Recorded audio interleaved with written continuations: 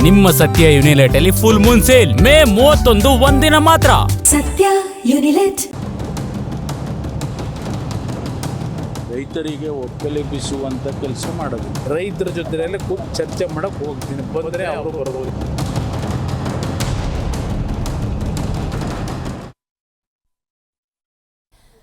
ನಮಸ್ಕಾರ, ಜಿ ಸಂವಾದಕ್ಕೆ ಸ್ವಾಗತ.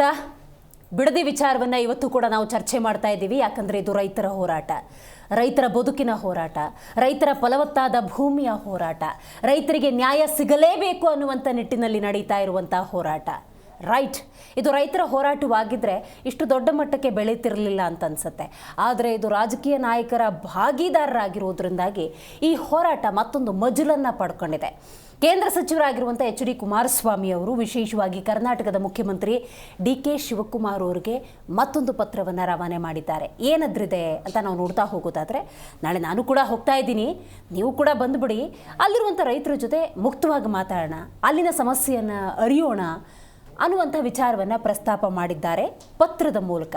ಮಾಧ್ಯಮದೊಂದಿಗೆ ಮಾತಾಡೋ ಸಂದರ್ಭದಲ್ಲಿ ಇದು ನನ್ನ ಮತ್ತು DK ಶಿವಕುಮಾರ್ ನಡುವಿನ ಹೋರಾಟ ಅಲ್ಲ, ರೈತರ ಸಮಸ್ಯೆ. ಹಾಗಾಗಿ ಘನತವಿತ್ತ ಮುಖ್ಯಮಂತ್ರಿಗಳು ಬಂದರೆ ನೇರವಾಗಿ ಮಾತುಕತೆಯನ್ನು ನಡೆಸಬಹುದು ಅನ್ನುವಂಥ ವಿಚಾರವನ್ನು ಪ್ರಸ್ತಾಪ ಮಾಡಿದ್ದಾರೆ. ಕರ್ನಾಟಕದ ಘನತವಿತ್ತ ಮುಖ್ಯಮಂತ್ರಿ DK ಶಿವಕುಮಾರ್ ಅವರು ಹಾಗಾದರೆ ನಾಳೆ ಹೋಗ್ತಾರೆ, ಅಥವಾ ಇನ್ನೊಂದು ಪತ್ರ ಬರೆದು ವಿಧಾನಸೌಧಕ್ಕೆ ಬಂದುಬಿಡಿ, ಅಲ್ಲೇ ಮಾತಾಡೋಣ ಅಂತೇನಾದರೂ ಹೇಳ್ತಾರೆ? ಹೀಗೊಂದು ಪ್ರಶ್ನೆ ಇದೆ. ಇದನ್ನು ಹೊರತುಪಡಿಸಿ ನಾವು ನೋಡ್ತಾ ಹೋಗೋದಾದರೆ, ಅರೆ ಇದು ರೈತರ ನೋವು, ರೈತರ ಬದುಕು. ಇಂತಹ ಸಂದರ್ಭದಲ್ಲಿ ರಾಜ್ಯ ಸರ್ಕಾರ ಯಾಕೆಷ್ಟೊಂದು ಮೀನಾಮೇಷ ಎಣಿಸ್ತಾ ಇದೆ ಸರಿಯಾದಂಥ ನಿರ್ಧಾರವನ್ನು ತೆಗೆದುಕೊಳ್ಳೋಕೆ ಅನ್ನುವಂಥ ಪ್ರಶ್ನೆ ಕೂಡ ಉದ್ಭವಿಸಿದೆ. ಆದರೆ ಇತ್ತೀಚೆಗೆ ಕೆಲವೊಬ್ಬ ನಾಯಕರು, ಸಚಿವರು ಕೊಟ್ಟಿರುವಂಥ ಹೇಳಿಕೆಯನ್ನು ಉಲ್ಲೇಖ ಮಾಡ್ತೀನಿ. ಡಾಕ್ಟರ್ G ಪರಮೇಶ್ವರ್ ಹಾಗೂ ಪ್ರಿಯಾಂಕ್ ಖರ್ಗೆ ಒತ್ತಾಯಪೂರ್ವಕವಾಗಿ ನಾವು ರೈತರ ಭೂಮಿಯನ್ನು ಕಸಿದುಕೊಳ್ಳೋದಕ್ಕಾಗೋದಿಲ್ಲ, ಕನ್ವಿನ್ಸ್ ಮಾಡಿ ಅಲ್ಲಿ ಟೌನ್ಶಿಪ್ ಮಾಡ್ತೀವಿ, ಇಲ್ಲ ಅಂತ ಹೇಳಿದ್ರೆ ಕಾನೂನಾತ್ಮಕ ನಿರ್ಧಾರಗಳೇನಿರುತ್ತೆ ಅಂದರೆ ರೈತರಿಗೆ ಪೂರಕವಾಗಿ ಏನು ಮಾಡಬೇಕು ಅದನ್ನು ಮಾಡ್ತೀವಿ ಅಂತ ಹೇಳಿದ್ದಾರೆ. ಹಾಗಾದರೆ ಈ ಒಂದು ಬಿಡದಿ ಟೌನ್ಶಿಪ್ಪನ್ನು ಕರ್ನಾಟಕ ಕಾಂಗ್ರೆಸ್ ಸರ್ಕಾರ ಕೈ ಬಿಡುತ್ತಾ, ಮುಂದುವರಿಸುತ್ತಾ? ಇದರ ಬಗ್ಗೆ ಡೀಟೇಲಾಗಿ ಮಾತಾಡ್ತಾ ಹೋಗೋಣ. ನಾನು ದಿವ್ಯಶ್ರೀ. ರೈತರಿಗೆ ಒಕ್ಕಲೆಬ್ಬಿಸುವಂತ ಕೆಲಸ ಮಾಡೋದು. ರೈತರ ಜೊತೆಯಲ್ಲಿ ಕೂತು ಚರ್ಚೆ ಮಾಡಕ್ ಹೋಗ್ತೀನಿ, ಬಂದ್ರೆ ಅವರು ಬರ್ಬೋದು.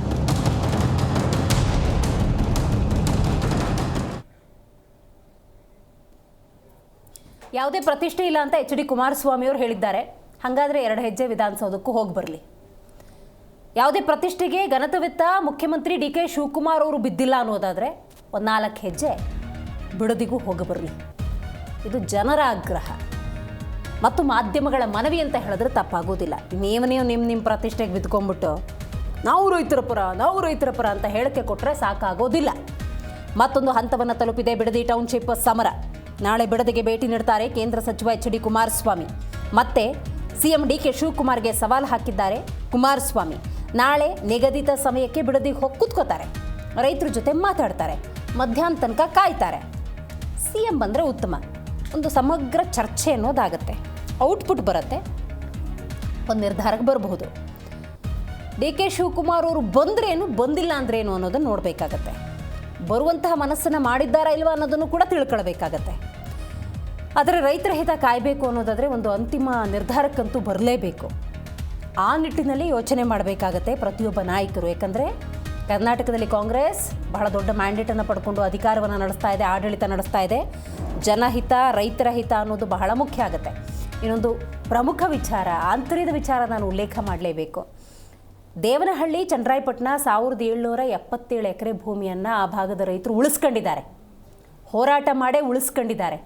ಹೆಂಗೆ ಅಂತ ನೋಡೋದಾದರೆ, ಅದು ರೈತರ ಹೋರಾಟ ಆಗಿತ್ತು, ರೈತರ ಹೋರಾಟವಾಗಿ ಬೆಳೀತು, ರೈತರ ಹೋರಾಟಕ್ಕೆ ನ್ಯಾಯ ದಕ್ಕಿಸಿಕೊಂಡೇ ಕೃಷಿ ಭೂಮಿಯನ್ನು ದುಳ್ಕೊಂಡು ಆ ಹೋರಾಟ ಹಾಗೆ ಹಿಂದಕ್ಕೆ ಸರಿಯಿತು. ಬಿಡದಿ ಹೋರಾಟದಲ್ಲಿ ನೋಡಿ, ರೈತರ ಹೋರಾಟವಾಗೇ ಇತ್ತು. ರಾಜಕೀಯ ನಾಯಕರು ಎಂಟ್ರಿ ಕೊಟ್ಟಿದ್ದಾರೆ, ಅವ್ರ ಬೇಳೆ ಬೇಯಿಸ್ಕೊತಾ ಇದ್ದಾರೆ. ಬಿಡದಿ ರೈತರು ಮುಗ್ಧರಿದ್ದೀರಿ, ಸ್ವಲ್ಪ ಪ್ರಜ್ಞಾವಂತಿಕೆಯಿಂದ ಯೋಚನೆ ಮಾಡಿ, ಅಯ್ಯೋ ನಮ್ಮ ಕುಮಾರಣ್ಣ ಬಂದಿದ್ದಾರೆ, ನಮ್ಮ ಭೂಮಿ ಉಳಿಸ್ಕೊಳ್ತಾರೆ, ನಂಬಿಕೆ ಒಳ್ಳೆಯದೇ, ಆದರೆ ಹೋರಾಟ ನಿಮ್ಮದೇ ಆಗಿರಲಿ, ರಾಜಕೀಯ ನಾಯಕರಿಗೆ ನಿಮ್ಮ ಜವಾಬ್ದಾರಿಯನ್ನು ವಹಿಸೋದಕ್ಕೆ ಹೋಗಬೇಡಿ ಅನ್ನುವಂಥ ಒಂದು ಮನವಿ. ಯಾಕಂತ ಹೇಳಿದ್ರೆ ಒಂದು ಕಂಪ್ಯಾರಿಸನ್ ನೋಡಿ. ಅದೇ ದೇವನಹಳ್ಳಿ, ಚನ್ನರಾಯಪಟ್ಟಣ ಅಂದಾಗ ಆ ಭಾಗದ ಜನ ತಮ್ಮ ಭೂಮಿಯನ್ನು ಉಳಿಸ್ಕೊಂಡಿದ್ದಾರೆ. ಇಲ್ಲಿ ಇನ್ನೂ ಕೂಡ ಜಟಾಪಟಿ ಮುಂದುವರಿತಾ ಇದೆ ಅಂತ ಹೇಳಿದ್ರೆ ರೈತರದ ಹೋರಾಟದ ದಿಕ್ಕು ಕೂಡ ತಪ್ಪುವಂಥ ಸಾಧ್ಯತೆಗಳಿರುತ್ತೆ. ಪ್ರತಿಯೊಂದು ರೈತರ ಏನಿರುತ್ತೆ ಅದು ಪ್ರಜ್ಞಾವಂತಿಕೆ ಎಂದಿರಲಿ. ರೈಟ್, ಈ ಬಿಡದಿ ಹೋರಾಟಕ್ಕೆ ಸಂಬಂಧಪಟ್ಟಂತೆ, ಆಹ್ವಾನಗಳಿಗೆ ಸಂಬಂಧಪಟ್ಟಂತೆ ಹಲವು ನಾಯಕರು ಮಾತಾಡಿದ್ದಾರೆ. ಬನ್ನಿ ಕೇಳೋಣ. ನಾಳೆ ನಾನು ಏನು ಸಮಯ ಕೊಟ್ಟಿದ್ದೆ, ರೈತರ ಜೊತೆಯಲ್ಲೇ ಕೂತು ಚರ್ಚೆ ಮಾಡೋಕ್ಕೆ ಹೋಗ್ತೀನಿ. ಬಂದರೆ ಅವರು ಬರ್ಬೋದು, ಹೇಳಿದ್ದೀನಿ, ರಿಕ್ವೆಸ್ಟ್ ಮಾಡಿದ್ದೀನಿ. ಬಂದರೆ ಒಳ್ಳೆಯದು. ಇದು ಸ್ಮೂತಾಗಿ ಆಗಬೇಕು. ನಿನ್ನೆಯಿಂದ ಕೆಲವರು ಒಂದು 15-20 ಜನ ಕೂರಿಸಿದ್ದಾರೆ. ಈಗ ಅವರು ಒಂದು ಕಡೆ ನಮಗೆ ಭೂಮಿ ನಾವು ಕೊಡ್ಲಿಕ್ಕೆ ತಯಾರಾಗಿದ್ದೇವೆ ಅಂತೇಳಿ ಅವರೊಂದು 20 ಜನ ಈಗೇನು ನೆನ್ನೆ ರಾತ್ರಿಯಿಂದ ಟೆಂಟ್ ಹಾಕೊಂಡವ್ರಿಗೆ ಅದ್ರ ಎದುರುಗಡೆನೆ. ಅದು ನನಗೆ ಗೊತ್ತಾಗ್ತದೆಲ್ಲ, ಅರ್ಥ ಆಗ್ತದೆ. ಇನ್ನು ಯಾವ ಕಾರಣಕ್ಕೋಸ್ಕರ ಇವೆಲ್ಲ ಒಳಗಡೆ ನಡೀತಿದೆ, ಅದರ ಬ್ಯಾಕ್ಗ್ರೌಂಡ್ ಏನು ಎಲ್ಲ ನಾನು ಅರ್ಥ ಮಾಡ್ಕೊಂಡಿದ್ದೀನಿ. ಇಲ್ಲಿ ನನ್ನ ಪ್ರಶ್ನೆ, ಇಲ್ಲಿ ಶಿವಕುಮಾರ್ ಅವರ ಈ ರಾಜ್ಯದ ಮುಖ್ಯಮಂತ್ರಿಗಳ ವಿರುದ್ಧ ನನ್ನ ಹೋರಾಟ ಅಲ್ಲ ಇದು. ಇಲ್ಲಿ ರೈತರು ಒಂದು ಬಾರಿ ನನ್ನ ಹತ್ರ ಬಂದು ರಿಕ್ವೆಸ್ಟ್ ಏನು ಮಾಡಿದ್ರು, ಈಗ ಒಂದು 7 ತಿಂಗಳಿದ್ದೆ. ಅದರ ಆಧಾರದ ಮೇಲೆ ರೈತರು ನಾವು ಭೂಮಿ ಕೊಡ್ಲಿಕ್ಕೆ ತಯಾರಾಗಿಲ್ಲ ಅನ್ನೋದು ಮೆಜಾರಿಟಿ ಒಪಿನಿಯನ್ ಏನಿದೆ. ಅವರ ಹೋರಾಟ 450-470 ದಿವಸ ಆಗೋಗಿದೆ. ಈಗ ಅವರ ಒಂದು ಅಹವಾಲಿಗೋಸ್ಕರವಾಗಿ ನಾನು ಇದಕ್ಕೆ ಇಂಟರ್ಫಿಯರ್ ಆಗಿದ್ದೀನಿ. ನಾನು ಪರವೂ ಇಲ್ಲ, ವಿರೋಧವೂ ಇಲ್ಲ, ರೈತರ ಪರವಾಗಿದ್ದೀನಿ. ರೈತರು ಕೊಡ್ಲಿಕ್ಕೆ ತಯಾರಾಗಿಲ್ಲ ಅನ್ನೋದು ಮೆಜಾರಿಟಿ ಒಪಿನಿಯನ್. ಅದರಿಂದ ಇದರಲ್ಲಿ ಪ್ರತಿಷ್ಠೆ ಇಲ್ಲ ಅನ್ನೋದು ನಾನು ಪದೇ ಪದೇ ಹೇಳ್ತಾ ಇದ್ದೀನಿ. ಈಗ ರೈತರೆಲ್ಲ ಒಪ್ಕೊಂಡ್ರೆ ನಂದೇನು ಅಬ್ಜೆಕ್ಷನ್ ಇಲ್ಲ, ಧಾರಾಳವಾಗಿ ಮಾಡ್ಕೊಳ್ಳಿ. ಆದರೆ ಬಲವಂತ ಮಾಡಿ ರೈತರುಗಳನ್ನು ಬೇರೆ ಬೇರೆ ರೀತಿ ನೀವು ಅವ್ರನ್ನ ಎದುರಿಸ್ತಕ್ಕಂಥದ್ದಕ್ಕೆ ಹೋದ್ರೆ ಉಪಯೋಗ ಬರೋದಿಲ್ಲ. ಪ್ರೀತಿಯಿಂದ ಮಾಡಬೇಕು ಕೆಲಸ, ಏನೇ ಮಾಡಿದ್ರು ಪ್ರೀತಿಯಿಂದ ಮಾಡಬೇಕಾಗ್ತದೆ. ವಿರೋಧ ಇದ್ದಾಗ ಯಾತಕ್ಕೆ ಆಟ? ಇದು ನನ್ನ ಪ್ರಶ್ನೆ. ಇಲ್ಲ, ನಾನು ಮೊದಲೇನೂ ಹೇಳಿದ್ದೇನೆ, ರೈತರಿಗೆ ಒಕ್ಕಲೆಬ್ಬಿಸುವಂಥ ಕೆಲಸ ಮಾಡೋದಿಲ್ಲ. ಫೋರ್ಸ್ ಮಾಡಿ ರೈತರನ್ನ ತೆಗೆದು ಆಚೆ ಹಾಕಿ ನಾವು ಟೌನ್ಶಿಪ್ ಕೊಡೋದ್ರಲ್ಲಿ ಅರ್ಥ ಇಲ್ಲ. ಅವರನ್ನು ವಿಶ್ವಾಸಕ್ಕೆ ತೆಗೆದುಕೊಂಡು ಕನ್ಸೆಂಟಾಗಿ ಅವರ ಕನ್ಸೆಂಟ್ ತೊಗೊಂಡು ಅದನ್ನು ಆ ಜಮೀನುಗಳನ್ನು ತೆಗೆದುಕೊಂಡು ಮಾಡುವಂಥದ್ದನ್ನು ಈಗ ಮುಖ್ಯಮಂತ್ರಿಗಳಾಗಲೇ ಸೂಚನೆಯನ್ನು ಕೊಟ್ಟಿದ್ದಾರೆ. ಅವರಿಗೆ ಒಂದು ವೇಳೆ ನಮಗೆ ಕೊಡುವಂಥ ಕಾಂಪನ್ಸೇಷನ್ ಸಾಕಾಗ್ತಿಲ್ಲ ಅನ್ನೋದೇನಾದರೂ ಇದ್ದರೆ ಅದನ್ನು ಕೂಡ ಇನ್ನೂ ಹೆಚ್ಚು ಮಾಡತಕ್ಕಂಥ ಸಾಧ್ಯತೆಗಳು ಕೂಡ ಇದ್ದಾವೆ. ಒಟ್ಟಾರೆ ಗೊಂದಲ ಇಲ್ಲದೆ ಆ ಒಂದು ಬಿಡದಿ ಟೌನ್ಶಿಪ್ಪನ್ನು ನಾವು ಮಾಡಬೇಕು ಅನ್ನೋದೇ ನಮ್ಮೆಲ್ಲರ ಉದ್ದೇಶ. ಯಾರು ಇದಕ್ಕೆ ಬುನಾದಿ ಹಾಕಿದ್ದು 2006ರಲ್ಲಿ ಮಾನ್ಯ ಕುಮಾರಸ್ವಾಮಿ ಅವರು ಈ ಟೌನ್ಶಿಪ್ ಮಾಡಬೇಕು ಅಂತ ಮಾಡಿದ್ದಾರೆ. ಅದಾದ ನಂತರ ಮತ್ತೆ 2018ರಲ್ಲಿ ಅವರು ಮತ್ತೆ ಮುಖ್ಯಮಂತ್ರಿಗಳಾಗಿದ್ದರು. ಆ ರೀತಿ ರೈತರ ವಿರೋಧ ಇದೆ ಅಂತಕ್ಕಂಥದ್ದು ಅವರಿಗೆ ಮನಗಂಡಿದ್ದರೆ ಆವತ್ತೇ ಅವರು ಅದನ್ನು ರದ್ದು ಮಾಡುವಂಥ ತೀರ್ಮಾನ ಮಾಡ್ಬೋದಾಗಿತ್ತು, ಅದನ್ನು ಹಿಂಪಡಿತಕ್ಕಂಥ ತೀರ್ಮಾನ ಮಾಡ್ಬೋದಾಗಿತ್ತು. ಇವತ್ತು ಬೆಂಗಳೂರು ಬಹಳ ವೇಗವಾಗಿ ಬೆಳೀತಾ ಇದೆ. ಎಲ್ಲ ದಿಕ್ಕಿನಲ್ಲೂ ಬೆಂಗಳೂರಿನ ಬೆಳವಣಿಗೆ ಆಗ್ತಾಯಿದೆ. ಮೈಸೂರು ರಸ್ತೆ ಅಂತೂ ಭಾಳ ದೊಡ್ಡ ಪ್ರಮಾಣದಲ್ಲಿ ಬೆಳವಣಿಗೆ ಆಗ್ತಾಯಿದೆ. ಬೆಂಗಳೂರಿಗೆ ಹೊರಗಡೆಯಿಂದ ಬಂದು ನೆಲೆಸ್ತಕ್ಕಂಥ ಅವರ ಜನರ ಸಂಖ್ಯೆ ಜಾಸ್ತಿ ಆಗ್ತಾಯಿದೆ. ನಮ್ಮ ಮುಖ್ಯಮಂತ್ರಿಗಳು ಇವತ್ತು ಇದಕ್ಕೆ ಒಂದು ಒಳ್ಳೆಯ ರೀತಿಯಲ್ಲಿ ಅಭಿವೃದ್ಧಿ ಆಗಬೇಕು. ಇವತ್ತು ಜಾಗತಿಕ ಒಂದು ವ್ಯವಸ್ಥೆಯಲ್ಲಿ ಇಡೀ ಪ್ರಪಂಚದ ಗಮನವನ್ನು ಸೆಳೆದಿದೆ ಬೆಂಗಳೂರು. ಒಂದು ಸುಸಜ್ಜಿತವಾಗಿ ಒಂದು ವ್ಯವಸ್ಥಿತವಾದಂಥ ಒಂದು ಟೌನ್ಶಿಪ್ ಆದಾಗ ರೈತರು ಯಾರು ಇವತ್ತು ನಾವು ಪರಿಹಾರದ ಹಣ ನಾವು ಅವಶ್ಯಕತೆ ಇಲ್ಲ, ನಾವು ಪಾಲ್ದಾರರಾಗ್ತೀವಿ ಯೋಜನೆ ಅಂತ ಹೇಳಿದ್ರೆ ಇದು ಬಹುಶಃ ರೈತರಿಗೂ ಕೂಡ ಒಳ್ಳೆಯ ಒಂದು ಅವಕಾಶ. ಅವರು ಹೆಚ್ಚು ಹಣ ಅವರಿಗೆ ಸಿಗುವಂಥದ್ದಿದೆ. ಯಾರಿಗಿಲ್ಲ ನಾವು ಪರಿಹಾರ ತೆಗೆದುಕೊಳ್ತೀವಿ ಅನ್ನೋರಿಗೆ ಪರಿಹಾರ ಕೂಡ ಒಳ್ಳೆಯ ರೀತಿಯಲ್ಲಿ ಕೊಡ್ತಾ ಇದ್ದಾರೆ. ಬೇರೆ ಕಡೆ ಅವರು ಜಮೀನು ತೆಗೆದುಕೊಳ್ತಕ್ಕಂಥದ್ದಕ್ಕೂ ಅವಕಾಶ ಇದೆ. ಸಹಜವಾಗಿ ಯಾವುದೇ ಒಂದು ಈ ರೀತಿಯಾದಂಥ ಯೋಜನೆಗೆ 100ಕ್ಕೆ 100 ಎಲ್ಲರೂ ಸಹಮತ ಕೊಡುವಂಥದ್ದು ನಾವೆಲ್ಲೂ ನೋಡಿಲ್ಲ. ಸಹಜವಾಗಿ ವಿರೋಧ ಇದೆ, ಆದರೆ ನನಗೆ ಎಷ್ಟು ಮಟ್ಟಿಗೆ ವಿರೋಧ ಇದೆ ಅಂತಕ್ಕಂಥದ್ದು ನನಗೆ ಮಾಹಿತಿ ಇಲ್ಲ. ಇದು ಅವರಿಬ್ಬರಿಗೆ ಬಿಟ್ಟುಕೊಟ್ಟಿರೋಂಥ ವಿಷಯ. ನಮ್ಮಲ್ಲಿ ಏನಿದೆ, ಮಿನಿಮಮ್ 80% ರೈತರು ಕನ್ಸೆಂಟ್ ಕೊಟ್ಟರೆ ಮಾತ್ರ ತಗೋಬೇಕಂತಿದೆ. 20% ತನಕ 25%ವರೆಗೆ ಕಂಪಲ್ಸರಿ ಅಕ್ವಿಷನ್ ಮಾಡ್ಬೋದು. ಅವಾಗ 80% ಕೊಡದೇ ಇದ್ದರೆ ತನ್ನಿಂದ ತಾನೇ ಅದು ರದ್ದಾಗಿ ಹೋಗುತ್ತೆ. ಎಷ್ಟು ಸರ್ವೆ ನಂಬರ್ ಇದ್ದಾವೆ, ಎಷ್ಟು ಎಕರೆ ಆಗುತ್ತೆ, ಇವ್ರು ಅಕ್ವಿಷನ್ ಮಾಡ್ಲಿಕ್ಕೆ ನೋಟಿಫಿಕೇಶನ್ ಯಾವ್ದು ಮಾಡಿದ್ದಾರೆ, ಆ ನೋಟಿಫಿಕೇಶನಲ್ಲಿ 1 to 1 ಅವ್ರು ಚರ್ಚೆ ಮಾಡಿದಾಗ ಅಬೋ 80% ಕೊಡ್ಲಿಕ್ಕೆ ಒಪ್ಪಿದರೆ ಅದು ಬಹಳ ಮುಖ್ಯವಾಗಿ ಬಿಡದಿಯ ಈ ಹೋರಾಟ ಹಾಗಾದರೆ ಎಲ್ಲಿವರೆಗೆ ಹೋಗುತ್ತೆ, ರಾಜ್ಯ ಸರ್ಕಾರ ಯಾವ ನಿರ್ಧಾರವನ್ನು ತೆಗೆದುಕೊಳ್ಳುತ್ತೆ ಅನ್ನೋದು ಸದ್ಯದ ಪ್ರಶ್ನೆ. ಈ ಬಗ್ಗೆ ಮಾತಾಡಲಿಕ್ಕೆ ಮೊದಲನೇದಾಗಿ ನಮ್ಮ ಕಾರ್ಯಕ್ರಮದಲ್ಲಿ ಕಾಂಗ್ರೆಸ್ ವಕ್ತಾರರಾಗಿರುವಂತಹ ಪುಷ್ಪಾ ಮಂಜುನಾಥ್ ರೆಡ್ಡಿ ಅವರಿದ್ದಾರೆ. ನಮಸ್ಕಾರ. ನಮಸ್ಕಾರ ಮ್ಯಾಮ್. ಎಪಿ ವಕ್ತಾರು ಇರ್ಷಾದ್ ಅವರಿದ್ದಾರೆ. ನಮಸ್ಕಾರ. ಜೆಡಿಎಸ್ ವಕ್ತಾರು ರಿಷಿಕ್ ವಿವನ್ಗೌಡ ಇದ್ದಾರೆ. ನಮಸ್ಕಾರ. ಬಿಜೆಪಿ ವಕ್ತಾರರು ರುದ್ರ ದೇವರು ರಾಮನಗರ ಝೂಮ್ನಿಂದ ಕನೆಕ್ಟ್ ಆಗಿದ್ದಾರೆ. ಸರ್ ನಮಸ್ಕಾರ. ರೈಟ್. ಪುಷ್ಪ ಅವರು, ನೀವು ಹೇಳಬೇಕು, ಕುಮಾರಸ್ವಾಮಿ ಅವರು ಮಾತಾಡಿದ್ದನ್ನು ನೀವು ಗಮನಿಸಿದ್ರಿ, ಸ್ಮೂತಾಗಿ ಹೋಗಬೇಕಿದೆಲ್ಲ, ಪ್ರೀತಿಯಿಂದ ಆಗುವಂಥ ಕೆಲಸಗಳು. ನಾನು ನಾಳೆ ಹೋಗ್ತಾ ಇದ್ದೀನಿ, ಮುಖ್ಯಮಂತ್ರಿಗಳು ಬಂದುಬಿಡಲಿ, ಅಲ್ಲೇ ಕುಂತು ಮಾತಾಡೋಣ ಅಂತ ಹೇಳಿದ್ದಾರೆ. ಡಿ ಕೆ ಶಿವಕುಮಾರ್ ಅವರು ನಾಳೆ ಹೋಗ್ತಾರೆ. ಮೇಡಮ್ ನೋಡಿ, ಹೌದು, ಕುಮಾರಸ್ವಾಮಿ ಅವರು ಈಗ ಪತ್ರ ಬರೆದ್ರು, ಮತ್ತು ಪಂಥಾಹ್ವಾನಗಳು ಇದೆಲ್ಲ ಈಗ ಈ ಒಂದು ತಿಂಗಳಲ್ಲಿ ನಡೀತಾ ಬಂತು. ಬಿಡದಿ ಸುತ್ತ ಕುಮಾರಸ್ವಾಮಿ ಅವರು ಸುತ್ತಾನೇ ಇದೆ. ಬಟ್ ಒಂದು ಅರ್ಥ ಆಗ್ತಿಲ್ಲ, ಇವರು ಬಹಳ ಅನುಭವಿ ರಾಜಕಾರಣಿಗಳು, ಹಿರಿಯರು, ಅವ್ರ ತಂದೆ ಪ್ರಧಾನಮಂತ್ರಿಗಳಾಗಿದ್ರು, ಇವರು 2 ಸಲ ಮುಖ್ಯಮಂತ್ರಿಗಳಾಗಿದ್ರು. ಒಂದು ಬಿಡದಿ ಕ್ಷೇತ್ರಕ್ಕೆ ಒಂದು ಮುಖ್ಯಮಂತ್ರಿಯನ್ನ ಪಂಥಾಹ್ವಾನಕ್ಕೆ ಕರೆದ್ರೆ ಅಲ್ಲಿ ಲಾ ಆ್ಯಂಡ್ ಆರ್ಡರ್ ಏನಾಗ್ಬೋದು? ಯಾಕೆ ಅಲ್ಲೇ ಮಾಡಬೇಕು ಬಿಡದಿನೇ? ಇದೇ ರೀತಿ ಅವರ ಒಂದು 2006ರಲ್ಲಿ 5 ಟೌನ್ಶಿಪ್ಗಳನ್ನ ಅವರು ಮಾಡ್ತಾರೆ. ಈ ಬಿಡದಿದ್ದು ಒಂದೇ ಯಾಕೆ ಇಷ್ಟೊಂದು ಸುತ್ತುತ್ತಿದೆ? ಈಗ ಇದೇ ರೀತಿ ಒಂದು ಟೌನ್ಶಿಪ್ ಸರ್ಜಾಪುರದ ಹತ್ರ ನಡೀತಿದೆ, ಅಲ್ಲಿ ಅವರು ಎಲ್ಲೂ ಬಂದಿಲ್ಲ ಕುಮಾರಸ್ವಾಮಿ ಅವರು, ಎಲ್ಲೂ ನಾನು ನೋಡಲಿಲ್ಲ. ಬೇರೆ ಇನ್ನೂ ಒಂದು ಕಡೆ ನಡೀತಿದೆ, ಅಲ್ಲೂ ಬರಲಿಲ್ಲ. ಎಲ್ಲೂ ಬರದೇ ಇರೋ ಕುಮಾರಸ್ವಾಮಿ ಅವರು ಬಿಡದಿನಲ್ಲೇ ಬಿಟ್ಟಿರೋದಕ್ಕೆ ಕಾರಣ ಏನಿರಬಹುದು? ಈ ಸರ್ಜಾಪುರ ನೀವು ಹೇಳಿದ ಪರ್ಟಿಕ್ಯುಲರ್ ಪ್ಲೇಸ್ ಅಲ್ಲಿ ಹೋರಾಟ ಇದೆಯಾ, ನಡೀತಿದೆಯಾ? ಇಲ್ಲ, ಈ ಮಟ್ಟಿಗೆ ಅಂದರೆ ಅಲ್ಲಿ ರೈತರು ಒಂದು ಸರಿ ಕೇಳಿದ್ದು ಉಂಟು. ಬಟ್ ಈ ರೀತಿ ನಿಮ್ಮ ಮಾಧ್ಯಮಗಳಲ್ಲಿ ನೋಡಿದ್ದೀರಾ ಮೇಡಮ್? ಸರ್ಜಾಪುರದಲ್ಲಿ ರೈತರ ಬಗ್ಗೆ ಯಾವ್ದಾದ್ರು ಕೇಳಿದ್ದೀರಾ ನೀವು? ಅಲ್ಲ, ಹೋರಾಟ ಆಗ್ತಿದ್ಯಾ ಕೇಳಿದೆ. ಅಲ್ಲ, ಹೋರಾಟ ಆಗ್ತಿದ್ಯಾ ಅಂದರೆ ಅವರು ಸಹ ಹೋರಾಟ ಮಾಡಿದ್ದು ನಿಜ, ವಿಧಾನಸೌಧ ಬಾಗಿಲು ತಟ್ಟಿದ್ದು ನಿಜ. ಸೊ ಇಲ್ಲಿ ಎಲ್ಲೋ ಒಂದು ರೀತಿಯಲ್ಲಿ ರಾಜಕೀಯ ಮಾಡೋಕ್ಕೆ ಹೊರಟ್ರ ಕುಮಾರಸ್ವಾಮಿಯವರು ಪ್ರಶ್ನೆ ಆಗುತ್ತೆ. ನೋಡಿ, ಒಬ್ಬ ಹಿರಿಯರು ಅನುಭವಿ ರಾಜಕಾರಣಿಯಾದ ರಾಮಲಿಂಗಾರೆಡ್ಡಿ ಅವರು ಒಂದು ಫೇಸ್ಬುಕ್ ಪೋಸ್ಟನ್ನು ಹಾಕ್ತಾರೆ, ಹೇಗೆ ಈ ಬಿಡದಿ ಟೌನ್ಶಿಪ್ ಹುಟ್ಕೊಳ್ತು ಅನ್ನೋದು. 23/9/2006ರಲ್ಲಿ HD ಕುಮಾರಸ್ವಾಮಿ ಅವರು ಮತ್ತು ಯಡಿಯೂರಪ್ಪ ಅವರು JDS ಮೈತ್ರಿ ಸರ್ಕಾರದಲ್ಲಿ 5 ಸಮಗ್ರ ಟೌನ್ಶಿಪ್ಗಳನ್ನ ಮಾಡ್ತಾರೆ.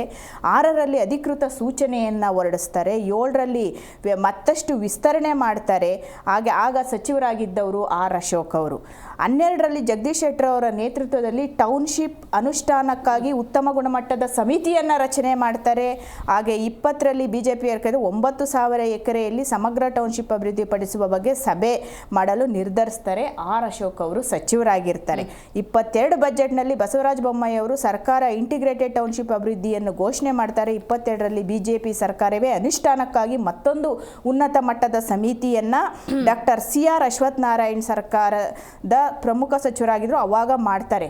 ಇಷ್ಟೆಲ್ಲ ಮಾಡಿರೋದು ನಾವೆಲ್ಲ ಮೇಡಮ್, ಇವರೇ BJP ಅವರೇ ಮತ್ತೆ JDS ಅವರೇ. ಇತ್ತೀಚೆಗೆ ಪ್ರಮಾಣ ವಚನ ಸ್ವೀಕಾರ ಮಾಡಿದಂತಹ ಘನತವೆತ್ತ ಮುಖ್ಯಮಂತ್ರಿ ಡಿ ಕೆ ಶಿವಕುಮಾರ್ ಅವರು ಹಿಂದೆ ಮುಖ್ಯಮಂತ್ರಿಗಳಾಗಿದ್ದಂತಹ ಜಗದೀಶ್ ಶೆಟ್ಟರು, ಸದಾನಂದ ಗೌಡರು, ದೇವೇಗೌಡರು ಅವ್ರ ಮನೆಗೆ ಹೋಗಿ ಅವರ ಅನುಭವಧಾರಿಯನ್ನು ಪಡ್ಕೊಳ್ಳುವಂಥ ಮನಸ್ಸು ಮಾಡಿರೋರು. ರಾಜ್ಯದ ರೈತ, ಬಿಡದಿಯ ರೈತರ ಹಿತ ಕಾಯೋದಕ್ಕೆ 2 ಹೆಜ್ಜೆ ಹೋಗ್ತಾರ ಅನ್ನೋದೇ ನನ್ನ ಪ್ರಶ್ನೆ. 100% ಮೇಡಮ್, ಇಲ್ಲ ಅಂತಲೂ ಹೇಳಲ್ಲ. ನೋಡಿ, ಮುಖ್ಯಮಂತ್ರಿಗಳು ಯಾವುದೇ ಒಂದು ಕಾಂಗ್ರೆಸ್ ಸರ್ಕಾರ ಇದುವರೆಗೂ ಯಾವತ್ತೂ ಸಹ ರೈತರನ್ನ ವಿರೋಧ ಕಟ್ಕೊಂಡು ಮಾಡೋ ಒಂದು ನಿಟ್ಟಿನಲ್ಲಿ ನಾವೆಲ್ಲೂ ಸಹ ಮಾಡಲಿಲ್ಲ. ಈಗ ಸಾಕಷ್ಟು ಟೌನ್ಶಿಪ್ಗಳು, ಕೈಗಾರಿಕೆಗಳು ಇರ್ಬೋದು, ಎಷ್ಟೊಂದು ಅಕ್ವೈರ್ ಆಗಿದೆ. ಇದೇನು ಹೊಸದ ಮೇಡಮ್? ಅಕ್ವೈರ್ ಆಗ್ತಿರೋದು ನಮ್ಮ ಕರ್ನಾಟಕದಲ್ಲಿರ್ಬೋದು, ಇಲ್ಲ ದೇಶದಲ್ಲೇ ತಗೊಳ್ಳಿ, ಎಲ್ಲ ಕಡೆ ನೋಡಿ ಅಭಿವೃದ್ಧಿ ಅಂತ ಬಂದಾಗ it's a part of development. ಅಂದ್ರೆ ಇಟ್ಸ್ ಅ ಪಾರ್ಟ್ ಆಫ್ ಒಂದು ದೇಶ ಅಭಿವೃದ್ಧಿ ಬರಡು ಭೂಮಿನ, ಫಲವತ್ತಾದ ಭೂಮಿನ ರೈತರ ವಿರೋಧದಲ್ಲ, ರೈತರು ಕುಮಾರಸ್ವಾಮಿ ಅವರು ರೈತರಲ್ವಾ? ದೇವೇಗೌಡರು ಮಣ್ಣಿನ ಮಗ ಅಲ್ವಾ? ರೆಡ್ ಝೋನ್ಗೆ ಹಾಕಿ 20 ವರ್ಷ ರೈತರ ಕಣ್ಣಲ್ಲಿ ಏನ್ ಮಾಡ್ಬೋದು? 1 ನಿಮಿಷ ಮೇಡಮ್, ರೆಡ್ ಝೋನ್ಗೆ ಹಾಕದೇ ಇರೋ ಪಕ್ಕದ ಪ್ರದೇಶ ಡೆವಲಪ್ ಆಯ್ತಲ್ಲ ಮೇಡಮ್? ಈ ಪಕ್ಕದಲ್ಲಿರೋ ರೈತ ಯಾಕೆ ಮೇಡಮ್ ಅನ್ಯಾಯಕ್ಕೊಳಗಾದ? ಯಾವ ಜಮೀನು ಉಳ್ಕೊಂಡಿದೆ ಅದ್ರ ಪಕ್ಕದಲ್ಲಿರೋದು ರೆಡ್ ಝೋನ್ ಆಗದೆ ಇರೋದು? ಕಾಂಗ್ರೆಸ್ನವರು ಎಲ್ಲರೂ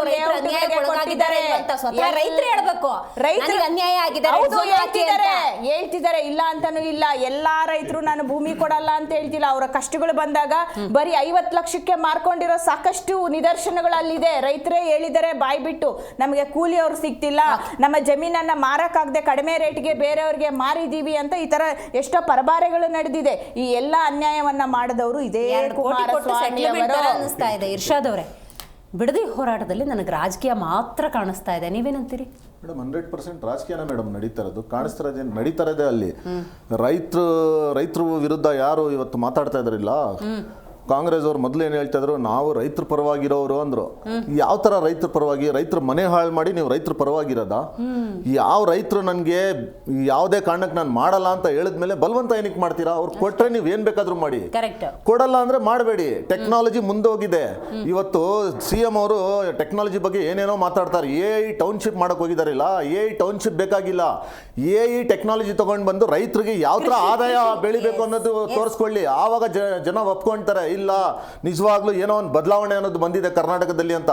ಬರೋ CMಗಳೆಲ್ಲ ರಿಯಲ್ ಎಸ್ಟೇಟ್ ಮಾಡ್ತಾರಂದ್ರೆ ಅಂತ CMಗಳು ಏನಿಗೆ ಬೇಕು ಮೇಡಮ್? ರೈತರ ಬಗ್ಗೆ ಮಾತಾಡೋರು ಯಾರು? ರಿಯಲ್ ಎಸ್ಟೇಟ್ ಬಗ್ಗೆ ಮಾತಾಡಕ್ಕೆ ಎಲ್ಲ ರಾಜಕಾರಣಿಗಳಿದ್ದಾರೆ. ಎಲ್ಲಾ ಪಾರ್ಟಿಯಲ್ಲಿ ಒಬ್ಬೊಬ್ರು ಒಂದೊಂದು ಶೇರ್ಗಳು ತಗೊಂಡು ಇವ್ರು ಬಂದ್ರೆ ಇವ್ರ ಪರವಾಗಿ, ಅವ್ರು ಬಂದ್ರೆ ಅವ್ರ ಪರವಾಗಿ ಮಾತಾಡೋದು ಸಹಜ. ರೈತರ ಬಗ್ಗೆ ಮಾತಾಡೋ CM ಯಾವಾಗ ಬರ್ತಾರೆ ಮೇಡಮ್? ಇತ್ತೀಚೆಗಾದಂಥ ಒಂದು ಘಟನೆ ನಾನು ನೆನಪು ಮಾಡ್ಕೋತೀನಿ. ಇದೇ ದೇವನಹಳ್ಳಿ ಚನ್ನರಾಯಪಟ್ಟಣದಲ್ಲಿ 1777 ಎಕರೆ ಆ ಭಾಗದ ಜನ ಅವ್ರ ಭೂಮಿ ಉಳಿಸ್ಕೊಂಡ್ರು. ಮೇಡಮ್ ಅವರು ಇಲ್ಲಿ ಯಾಕೆ ಇಷ್ಟೊಂದು ಲ್ಯಾಗ್ ಆಗ್ತಾ ಇದೆ? ಮೇಡಮ್ ಅವ್ರು ಉಳಿಸ್ಕೊಂಡ್ರು ಅಂದ್ರೆ ಅಲ್ಲಿ ಬರೀ ರೈತರು ಮಾತ್ರ ಇದ್ರು, ಯಾವುದು ರಾಜಕಾರಣಿಗಳು ಇರಲಿಲ್ಲ. ಇವಾಗ ಬಿಡದಿಯಲ್ಲಿ ಏನಾಗಿದೆ ಅಂದ್ರೆ ಸನ್ಮಾನ್ಯ HD ಕುಮಾರಸ್ವಾಮಿ ಅವರು ಅಲ್ಲಿ ಕೂತ್ಕೊಳ್ಳಕ್ ಹೋಗ್ತಾ ಇದಾರಲ್ಲ, ಅಲ್ಲಿ ರಾಜಕೀಯ ಬಂದ್ಬಿಟ್ಟಿದೆ. ರೈತರು ಎಲ್ಲ ಕುಮಾರಣ್ಣ ನಮ್ಮ ರೈತರ ಮಗ ಬರ್ತಾ ಇದಾರೆ ಅಂತ. ರೈತರ ಮಗ ಬಂದು ನಿಮ್ಗೆ ಏನ್ ಭೂಮಿ ಉಳಿಸ್ತಾ ಇಲ್ಲ. ಅಲ್ಲಿ ಏನಾದ್ರೂ ರೇಟ್ಗಳು ಏನೋ ಹೆಚ್ಚು ಕಡಿಮೆ ಇದ್ರೆ ಬೇಕಾದ್ರೆ ಜಾಸ್ತಿ ಮಾಡ್ಕೊಡ್ಬೋದು ಅಷ್ಟೇ. ಯಾವುದೇ ಕಾರಣಕ್ಕೆ ಉಳ್ಸಕ್ ಮಾತೇ ಇಲ್ಲ ಯಾರ ಬಗ್ಗೆನು. ಅವ್ರು ಓಪನ್ ಆಗಿ ಹೇಳ್ತಾ ಇದ್ರಲ್ಲ, ನೀವು ಬಲವಂತಾಗಿ ಏನು ಮಾಡಬೇಡಿ, ರೈತರು ಕೊಟ್ರೆ ಬೇಕಾದ್ರೆ ಮಾಡ್ಕೊಳ್ಳಿ ಅಂತ. ಸ್ವಾಮಿ ಎಲ್ಲ ಇರೋ ಜಾಗ ಎಲ್ಲ ಕೊಟ್ಬಿಟ್ರೆ ರೈತರು ಹೋಗೋದಲ್ಲಿ ಮೇಡಮ್. ಇವಾಗ ಕೋವಿಡ್ ಟೈಮಲ್ಲಿ ನೋಡಿದೀವಿ, ನಮ್ಗೆ ಆಕ್ಸಿಜನ್ ಸಿಕ್ಕಿಲ್ಲ ಅಂತ ಬೇರೆ ದೇಶದಿಂದ ತಗೊಂಡ್ ಬರ್ತಾ ಇದ್ರು. ಈಗ ಕಾಂಗ್ರೆಸ್ ಸರ್ಕಾರ ನಾಟಕ ಮಾಡ್ತಾ ಇದೆ. ನಾಳೆ ಏನೋ 15 ಲಕ್ಷ ಮರಗಳು ನಾವು ಹಾಕ್ತಾ ಇದೀವಿ ಅಂತ. 15 ಲಕ್ಷ ಮರಗಳು ತೆಗಿಯಕ್ ಹೋಗ್ತಾ ಇದೀರಾ. ನಾಚಿಕೆ ಆಗ್ಬೇಕು ನಿಮ್ಗೆ. ನಾಚಿಕೆ ಮಾನ ಮರ್ಯಾದೆ ಏನಾದ್ರು ಇದ್ರೆ ಕೈ ಬಿಡಿ ನೀವು. 15 ಲಕ್ಷ ಹಾಕೋದಿಲ್ಲ, ಇರೋ ಮರಗಳು ಉಳಿಸಿ ಮೊದಲು. ಇರೋ ಮರಗಳು ಬೀಳ್ಸ್ತಾ ಇದ್ದೀರಾ, ಎಲ್ಲೂ ಮರಗಳಿಲ್ಲ, ಅಲ್ಲಿ ತಗೊಂಡೋಗಿ ಹಾಕ್ತಿವಿ ಅಂದ್ರೆ ನಾಟಕ ನಡೀತಾ ಇದೆ. ಜನರಿಗೆ ಎಲ್ಲ ಗೊತ್ತಾಗುತ್ತೆ ಮೇಡಮ್. ಯಾವುದೇ ಕಾರಣಕ್ಕೆ CM ಅಂದ್ರೆ ಬರೀ ಮನ್ಸಿಂದ ಇರಬೇಕು. ಬಿಸ್ನೆಸ್ ಮಾಡಕ್ ಎಲ್ಲರೂ ಬರ್ತಾರೆ ಮೇಡಮ್. ರೈತರ ಬಗ್ಗೆ ಮಾತಾಡೋರು ಯಾರು ಮೇಡಮ್? ಟೌನ್ಶಿಪ್ ಬಿಡುದಿಲ್ಲ ಆಗ್ಬೇಕಾ ಮೇಡಮ್? ಟೌನ್ಶಿಪ್ ಇಡೀ ಕರ್ನಾಟಕದಲ್ಲಿ ಎಂತೆಂತ ಜಾಗಗಳಿದೆ, ನೀರಿಲ್ಲ ಏನಿಲ್ಲ, ಜನ ಅಲ್ಲಿ ಸಾಯ್ತಾ ಇದ್ರೆ ಅಲ್ಲಿ ಹೋಗಿ ಮಾಡಿ. ಅಲ್ಲಿ ನಿಮ್ ಶಕ್ತಿ ತೋರಿಸಿ, ಏನೇನ್ ಸರ್ಕಾರ ಸೌಲಭ್ಯಗಳು ಕೊಡ್ಬೇಕು ಅಂತ ಜಾಗದಕ್ಕೆ ಕೊಡಿ. ಇರೋ ಜಾಗದಲ್ಲಿ ನೀವು ಏನೋ ಹೇಳ್ತಾರಿಲ್ಲ, ಮನೆ ಹೊಡೆದು ಇದಾಗ್ತೀವಿ ಮಂಡವ ಆಗ್ತೀವಿ ಅಂತ, ಆ ತರ ಕತೆ ಆಗೈತಿ ಸರ್ಕಾರದ್ದು. ರೈತರು ಬೇಡ ಅಂದ್ರೂ ಇವ್ರು ಮಾಡೋದು ಬಲವಂತವಾಗಿ. ಮೇಡಮ್ 400 ದಿವಸದಿಂದ ಒಂದು ರೈತರು ಕೂತ್ಕೊಂಡು ಹಗಲು ರಾತ್ರಿ ಅಲ್ಲಿ ಏನೋ ಒಂದು ಬೇಡಿಕೆ ಇಕ್ತಾ ಇದ್ರೆ ಸುಮ್ನೆ ಕೂತ್ಕೊಂಡಿದಾರ. ನಿನ್ನೆ ಯಾರೋ ಹೋಗ್ಬಿಟ್ಟು ತಿರ್ಗಾ ಒಂದು ಮಂಡಪ ಹಾಕಿದಾರಂತೆ ಆಪೋಸಿಟ್, ನಾವು ಸೇಲ್ ಮಾಡೋರು ಅಂತ. ನೀವು ಸೇಲ್ ಮಾಡೋರು ಇಲ್ಲ DK ಶಿವಕುಮಾರ್ ಕಳ್ಸಿರೋರು ಅಂತ ಗೊತ್ತಾಗುತ್ತೆ ಮುಂದಿನ ದಿನಗಳಲ್ಲಿ. 400 ದಿವಸ ಕೂತ್ಕೊಳ್ಳೋಕೆ ಸುಮ್ಮನೆ ಜೋಕ್ ಇಲ್ಲ ಮೇಡಮ್. 4 ದಿವಸ ಕೂತ್ಕೊಳ್ಳೋಕೆ ಆಗಲ್ಲ. 400 ದಿವಸದಿಂದ ಕೂತ್ಕೊಂಡಿದ್ದಾರೆ ಅಂದ್ರೆ ಸ್ವಲ್ಪ ಯೋಚನೆ ಮಾಡಬೇಕು. ರೈಟ್. ಹಾಗಾದ್ರೆ ರಿಷಿಕ್ ಅವರೇ ನೀವು ಹೇಳಿ, ನಾಳೆ DK ಶಿವಕುಮಾರ್ ಅವ್ರು ಏನಾದರೂ ಬಂದರೆ ಅವ್ರಿಗೆ ಪರಿಸ್ಥಿತಿಯನ್ನು ಅರ್ಥ ಮಾಡಿಸೋ ಕೆಲಸ ಏನಾದರೂ ಆಗುತ್ತಾ? ಅವ್ರು ಬಂದರೆ ಏನು, ಬಂದಿಲ್ಲ ಅಂದ್ರೇನು, JDS ನಿಲುವೇನು? ಮೇಡಮ್ ನೋಡಿ, ಬಿಡದಿಯಲ್ಲಿ ನಾವು ಏನು ಇಷ್ಟೆಲ್ಲ ಮಾಧ್ಯಮದಲ್ಲಿ ವಿಚಾರಗಳನ್ನ ಮಂಡಿಸ್ತಾ ಇದ್ದೀವಿ.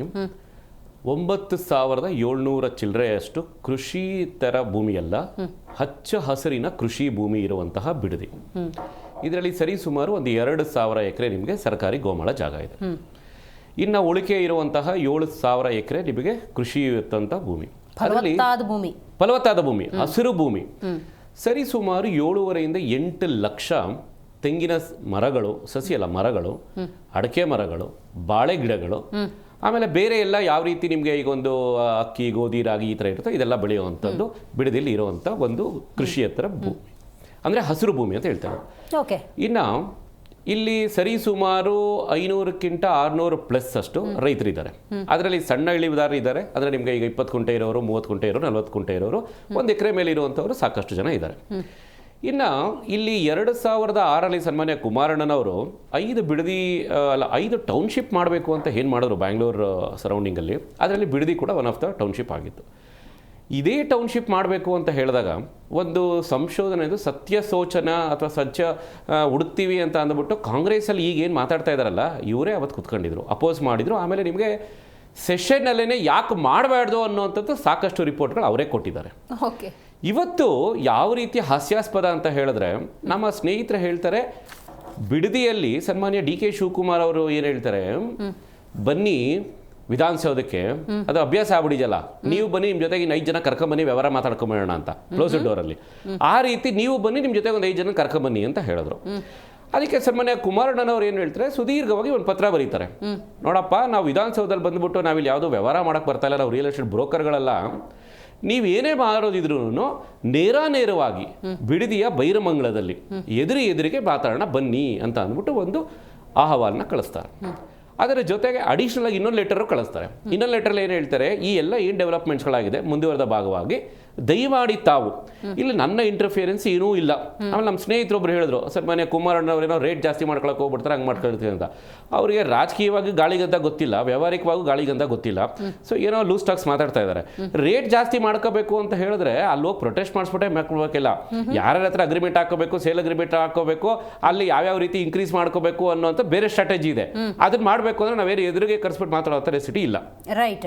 ಇಲ್ಲಿ ರೈತರ ಎದುರಿಗೆ ಕುಂಡಿಸ್ಬಿಟ್ಟು ನಾವು ಅಲ್ಲಿ ಕುತ್ಕೊಂಡಿರುವಂಥದ್ದು ಏನು, ರೈತರ ಪರವಾಗಿ ಅಂತ.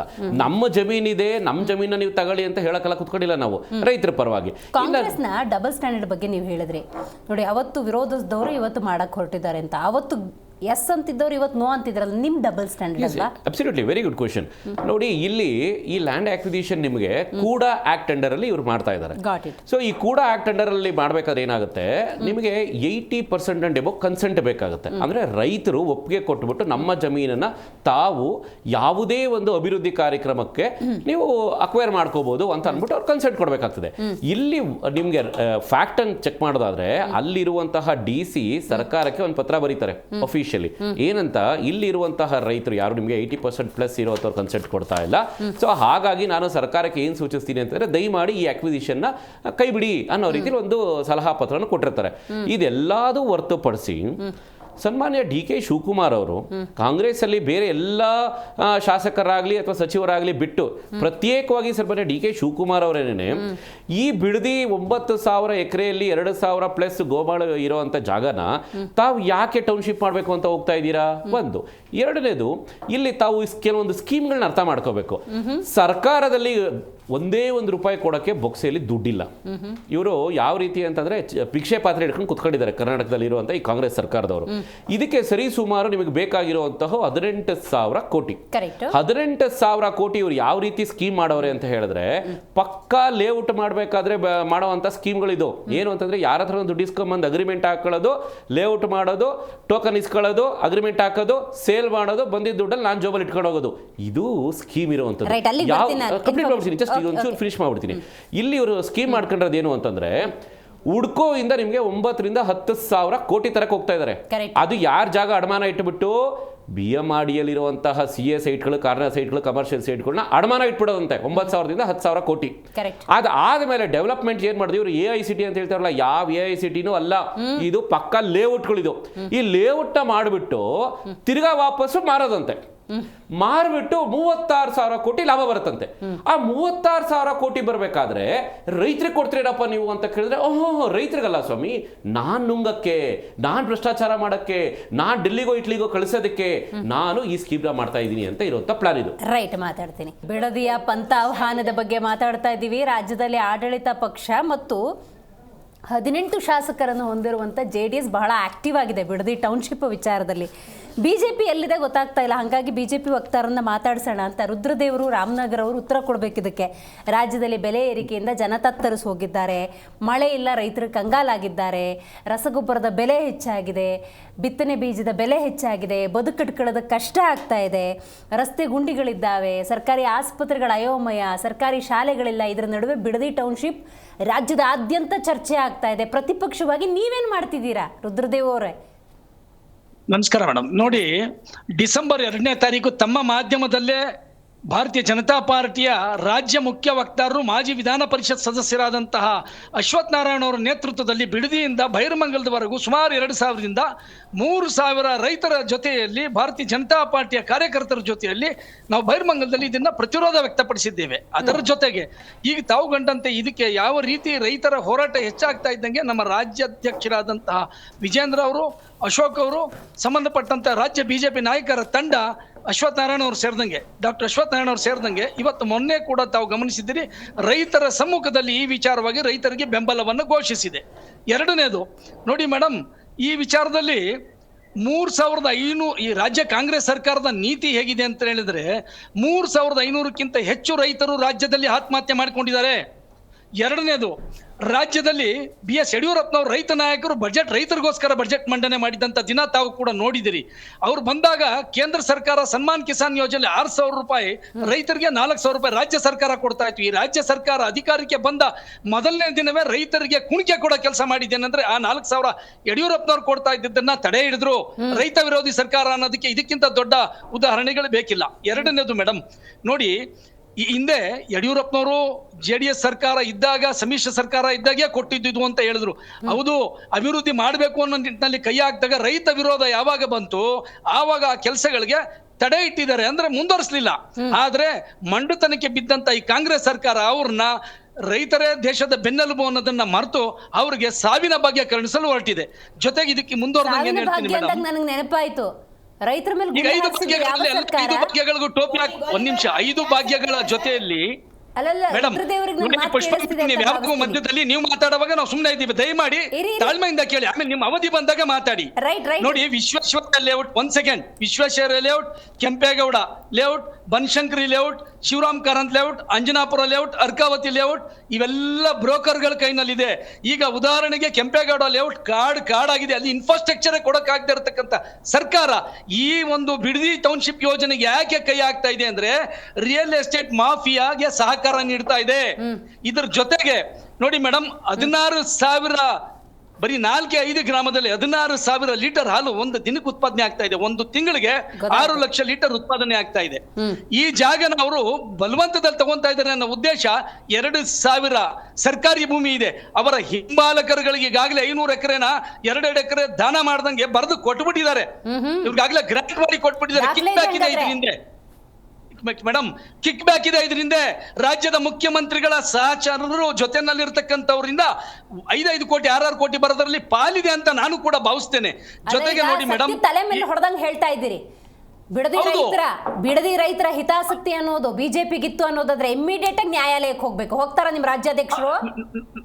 ನೋಡಿ ಮೇಡಮ್, ರಾಜ್ಯಾಧ್ಯಕ್ಷರು ಏನ್ ತೀರ್ಮಾನ ತಗೋಬೇಕು. ಈಗ ಸನ್ಮಾನ್ಯ ಮುಖ್ಯಮಂತ್ರಿಗಳಾಗಿದ್ದಂತ ಮಾಜಿ ಮುಖ್ಯಮಂತ್ರಿ ಕುಮಾರಸ್ವಾಮಿ ಅವರು ಕರೆದಿರೋದ್ರಲ್ಲಿ ನನ್ನ ಅಭಿಪ್ರಾಯ ವೈಯಕ್ತಿಕವಾಗಿ ಮಾತಾಡ್ತೀನಿ.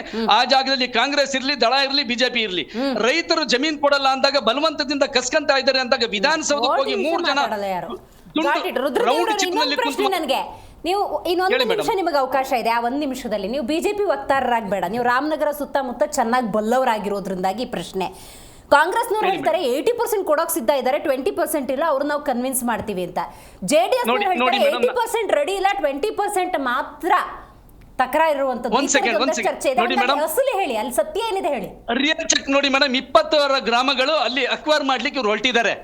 ಕಂಚ್ಕಾರ್ನಳ್ಳಿ ಪಂಚಾಯತಿ, ಬೈರ್ಮಂಗ್ಲ, ಗೋಪಳ್ಳಿ ಈ 3 ಗ್ರಾಮ ಪಂಚಾಯತಿಗಳ ಪೈಕಿ ಯಾವುದು ಹೊಸೂರ್ನಲ್ಲಿ ಮತ್ತು 1 ಸೆಕೆಂಡ್ ಹೊಸೂರು ಹಾಗೂ ಅಂಚಿಪುರ ಕಾಲೋನಿ, ಇಲ್ಲಿ ಮಾತ್ರ 20% ಇದನ್ನು ಕೊಡ್ಲಿಕ್ಕೆ ಒಲವಿದೆ ರೈತರಿಗೆ. 80% ವಿರೋಧ ಇದೆ. ಇದ್ರ ಜೊತೆನಲ್ಲಿ ಮುಂದುವರೆದಂಗೆ ಹೇಳ್ತೀನಿ ನೋಡಿ ಮೇಡಮ್, ಸರ್ಕಾರ ನೋಟಿಫಿಕೇಶನ್ ಅನ್ನ 9,000 ಎಕರೆಗೆ ಓಡಿಸೋದ್ ಬಿಟ್ಟು ಯಾಕೆ ಬರೀ 518 ಎಕರೆಗೆ ಮಾತ್ರ ಓಡಿಸಿದ್ರು? 4-1 ಓಡಿಸಿದ ನಂತರ 6-1 ಓಡಿಸುವಾಗ ಯಾಕೆ 9,000 ಎಕರೆಗೆ ಒಂದೇ ಸಲ ಓಡಿಸ್ಲಿಲ್ಲ? ಇದರಿಂದ ಏನಿದೆ? 518 ಎಕರೆಗೆ ಮಾತ್ರ ಓಡಿಸಿದ್ರಿ. ಇದರಿಂದ ಪಿತೂರಿ ಏನಿದೆ? ಎಷ್ಟು ಜನಕ್ಕೆ ಚೆಕ್ ವಿತರಣೆ ಮಾಡಿದ್ದೀರಿ? 518 ಎಕರೆಗಳ ಪೈಕಿ ಒಂದು 7 ಚೆಕ್ ಕೊಟ್ಟಿದ್ದೀರಿ, ಒಂದು 10 ಚೆಕ್ ಕೊಟ್ಟಿರಬಹುದು, 17 ಚೆಕ್. ಎಲ್ಲಿದೆ ನಿಮಗೆ ಬೆಂಬಲ? ರೈತ ವಿರೋಧಿ ಸರ್ಕಾರ ಅನ್ನೋದು ಇದು ನೋಡಿ. ಇವತ್ತು ಕೂಡ 2008ರಲ್ಲಿ ಕಾವೇರಿ ಹಾರ್ನೆ ಅಂತ ತಂದು ಬೆಂಗಳೂರಿಗೆ ಮತ್ತೆ ಕುಡಿ ನೀರು ವ್ಯವಸ್ಥೆ ಮಾಡಿ ಅಂತೇಳಿ ಯಾವುದೇ ಕೋರ್ಟು, ಕಾನೂನು, ರಾಜಕೀಯದ ವಿರೋಧ ಇಲ್ಲದೆ ಕಾನೂನಾತ್ಮಕವಾಗಿ ಅವಕಾಶ ಇದೆ. ಇಂಥ ಕೆಲಸಗಳನ್ನ ಮಾಡೋದು ಬಿಟ್ಟು ಲೂಟಿ ಮಾಡತಕ್ಕಂಥದ್ದು, ರಿಯಲ್ ಎಸ್ಟೇಟ್ ದಂಧೆಗೆ ಅವಕಾಶ ಮಾಡಿಕೊಡ್ತಕ್ಕಂಥದ್ದನ್ನ ನಿಲ್ಲಿಸಬೇಕು. ಕುಮಾರಸ್ವಾಮಿ ಅವರು ಕರೆದಿರೋದು ಸೂಕ್ತವಾಗಿದೆ. ಬಂದು ಚರ್ಚೆ ಮಾಡಿ, ರೈತರ ವಿಶ್ವಾಸಕ್ಕೆ ತಗೊಳ್ಳಿ. ಕಾಂಗ್ರೆಸ್ ವಕ್ತಾರರು ಯಾವುದೋ ಒಂದು ಫಾರಿನ್ ಟ್ರಿಪ್ ಹೋಗಬೇಕು ಅಂತ ಹೇಳಿ ಬೆಳೆದ ಮಕ್ಕಳನ್ನು ಕಡಿಯೋಕ್ಕಾಗತ್ತಾ? ಫಲವತ್ತಾದ ಭೂಮಿ ಅದು, ನಿಮಗೆ ಎತ್ತ ಕಡೆ ನೋಡಿದ್ರು ಹಸಿರು ಕಾಣುತ್ತೆ. ಅದನ್ನು ಕಡಿದು ನೀವು ಏನು ಮಾಡೋಕ್ಕಾಗತ್ತೆ? ಇಲ್ಲಿ ಫಾರಿನ್ ಸಿಟಿನ ತರೋಕ್ಕಾಗತ್ತಾ? ವಾಸ್ತವ ಅರ್ಥ ಮಾಡ್ಕೋಬೇಕಲ್ವ? ಹೌದು ಮೇಡಮ್, ಕರೆಕ್ಟು, ನೀವು ಹೇಳಿದ್ದು ಕರೆಕ್ಟೇ ಮೇಡಮ್. ಈಗ ನಾವಿಲ್ಲಿ MG ರೋಡಲ್ಲಿ ಕೂತಿದ್ದೀವಿ ಮೇಡಮ್. ಬಿಡದಿ ಬಿಟ್ಬಿಡಿ ಮೈಸೂರವರೆಗೂ ಹೋಗೋಣ. MG ರೋಡಿಂದ ಒಂದು 5 ಕಿಲೋಮೀಟರ್ ಆಚೆ ಮೊದಲು ಏನಿತ್ತು ಮೇಡಮ್, ಒಂದು 20-30 ವರ್ಷದ ಹಿಂದೆ ಅಲ್ಲಿಂದನೂ ಟೌನೇ ಅಲ್ವಾ ಬೆಳ್ಕೊಂಡು ಹೋಗಿದ್ದು ಮೇಡಮ್. ಬೆಂಗಳೂರಲ್ಲಿ ಒತ್ತಡ ಎಷ್ಟಿದೆ ಮೇಡಮ್? ವಲಸೆ ಬರೋರು ನಿಲ್ಸಿದಾರ, ನಿಲ್ಸಕ್ಕಾಗತ್ತಾ? ಅಥವಾ ಈ ಅಪಾರ್ಟ್ಮೆಂಟ್ಗಳಿರ್ಬೋದು, ಜನಗಳ ಒತ್ತಡ ಇರ್ಬೋದು, ಬೆಂಗಳೂರಲ್ಲಿ ಟ್ರಾಫಿಕ್ ಇರ್ಬೋದು, ಇದಕ್ಕೆಲ್ಲ ಬೇಕಲ್ವಾ ಮೇಡಮ್? ಆಮೇಲೆ ಈಗಿನ ವಲಸೆ ಬರೋರನ್ನ ನಿಲ್ಸಕ್ ಆಗುತ್ತಾ ಅಂತ ಕೇಳಿದ್ರಿ. ನಿಲ್ಸಕ್ ಆಗಿಲ್ಲ ಅಂದ್ರೆ ಅದು ಯಾರ ವೈಫಲ್ಯ ಮೇಡಮ್? ಆಗಲ್ಲ, ಇದು ಒಕ್ಕೂಟ ವ್ಯವಸ್ಥೆ. ಒರಿಸ್ಸಾದಿಂದ ಏನ್ ಮಾತಾಡ್ತಾ ಇದ್ದೀರಾ? ಒಂದ್ ನಿಮಿಷ, ಆಂಧ್ರದಿಂದ ಕರ್ನಾಟಕ ಕಾಂಗ್ರೆಸ್ನವ್ರಿಗೆ ಏನ್ ಕಡಿಮೆ ಆಡಳಿತ ನಡೆಸಿದ್ರ ಕರ್ನಾಟಕದಲ್ಲಿ? ನೀವು ಮೇಡಮ್ ನಿಮಗೆ ಬೆಂಗಳೂರು ಒರಿಸ್ಸಾಯಿಂದ, ಡೆಲ್ಲಿಯಿಂದ, ಆಂಧ್ರದಿಂದ ಯಾರು ಕರ್ನಾಟಕಕ್ಕೆ ಬರಬಾರದು ಅಂತ ಬಿಜಾಪುರ ಅಭಿವೃದ್ಧಿ ಮಾಡಿ ಉತ್ತರ ಕರ್ನಾಟಕ ಜನ ನಾವು ಪ್ರತ್ಯೇಕ ಕರ್ನಾಟಕ ಬೇಕು ಅಂತ ಹೇಳ್ತಿದ್ದಾರೆ. ಕಾರಣ ನೀವು, ನಿಮ್ಮಂತ ರಾಜಕೀಯ ಪಕ್ಷಗಳು ಇವತ್ತು ಕೆಲಸ ಮಾಡಿ ಅಂದ್ರೆ ಯುವಕರು ಯಾರು ಹೋಗಲ್ಲ. ನಿಮ್ಮ ವೈಫಲ್ಯ ಅದು, ರಾಜಕೀಯ ನಾಯಕರ ವೈಫಲ್ಯ, ರಾಜಕೀಯ ನಾಯಕರ ವೈಫಲ್ಯ ಇದು. ನಂಬಿಕೆ ಅಧಿಕಾರ ಕೊಟ್ರೆ ಕೈ ಹಾಕ್ದವ್ರು ಇದು ತಪ್ಪಾಗುತ್ತೆ. ನೀವೇ ಬೆಂಗಳೂರಲ್ಲಿ ಮಾತಾಡಿ ಅಭಿವೃದ್ಧಿ ಮಾಡಕ್ಕಾಗಲ್ಲ. ಮಾತಾಡಕ್ ಬಿಡಿ.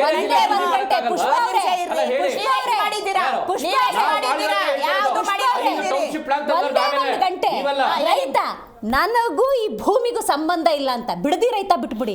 ರೈತ ನನಗೂ ಈ ಭೂಮಿಗೂ ಸಂಬಂಧ ಇಲ್ಲ ಅಂತ 1 ಗಂಟೆ ಕೂತ್ರೆ ಇಡೀ ಪ್ರಪಂಚ ಅಲ್ಲೋಲ ಕಲ್ಲೋಲ ಆಗುತ್ತೆ. ಅರ್ಥ ಮಾಡ್ಕೊಳ್ಳಿ. ನಮ್ ಫ್ಯೂಚರ್, ನಮ್ ಭವಿಷ್ಯ ಏನ್ ಮಾಡ್ಬೇಕು? ಕಾಂಗ್ರೆಸ್ ಅವರಿಗೆ 2,000 ಎಕರೆ ಸರ್ಕಾರಿ ಜಮೀನು ಇದೆ. 2,000 ಎಕರೆ ಸರ್ಕಾರಿ ಜಮೀನು, 18,000 ಕೋಟಿ ದುಡ್ಡಿಲ್ಲ.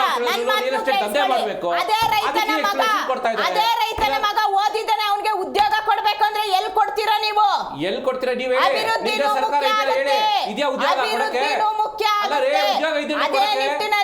ರೈತರ ಮಕ್ಕಳು ರೈತರಾಗೆ ಇರಬೇಕು ಅಂತ ಎಲ್ಲೂ ಕಾನೂನಿಲ್ಲ. ಯಾರು ಹೇಳಿದ್ದು ಆ ಕಾನೂನು ಮಾಡಿ ಅಂತ? ಯುವಕರಿಗೆ ಉದ್ಯೋಗ ಅವಕಾಶಗಳನ್ನ ಮಾಡಿದಿರಾ?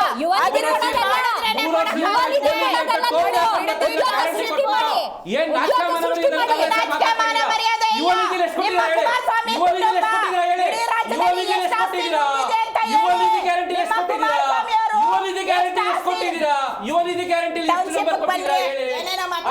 Township very good. ಅಲ್ಲಿಗೆ ಎಷ್ಟು ಸಾವಿರ ಎಕರೆ ಇದೆ? ಎಷ್ಟು ಸಾವಿರ ಎಕರೆ ಕೃಷಿ ಭೂಮಿ ಇದೆ? ಚಂದ್ರಾಯಪಟ್ಟ ಹೋಗ್ಲಿಲ್ಲ ರೆಡ್ ಝೋನ್ ಮಾಡಿದವರು ಯಾರು? ಚಂದ್ರಾಯಪಟ್ಟ ಹೋಗ್ಲಿಲ್ಲ ರೆಡ್ ಝೋನ್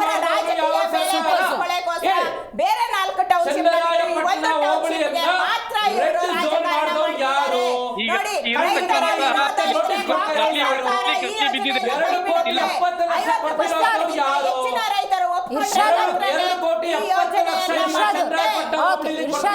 ಯಾರು? ಇರ್ಷಾದ್ ಅವ್ರು ನನಗೆ ಆಶ್ಚರ್ಯ ಆಗ್ತದೆ ಕಾಂಗ್ರೆಸ್ ವಕ್ತಾರರ ಮಾತನ್ನು ಕೇಳಿದಾಗ. 1 ನಿಮಿಷ ರುದ್ರದೇವ್ರವ್ರೆ ಮಾತಾಡ್ತೀನಿ ನಾನು ನಿಮಗೆ. ಏನೋ ರೈತರ ಮಕ್ಕಳು ರೈತರಾಗೇ ಇರಬೇಕಾ, ಅವ್ರಿಗೆ ಕೆಲಸ ಕೊಡ್ಬೇಕು, right, I agree, completely agree. ಕೃಷಿಕನಿಗಿಂತ ದೊಡ್ಡ ವಿಜ್ಞಾನಿ ಇಲ್ಲ. ಅವ್ನು ಕೃಷಿ ಭೂಮಿಯಿಂದ ಬೆಳೆ ಬೆಳೆದ್ರೆ ನಾವು ನೀವು ಊಟ ಮಾಡೋಕ್ಕೆ ಸಾಧ್ಯ, ನಮ್ಮ ಭವಿಷ್ಯದಲ್ಲಿ ಆಹಾರ ಅನ್ನೋದು ಸಿಗುತ್ತೆ.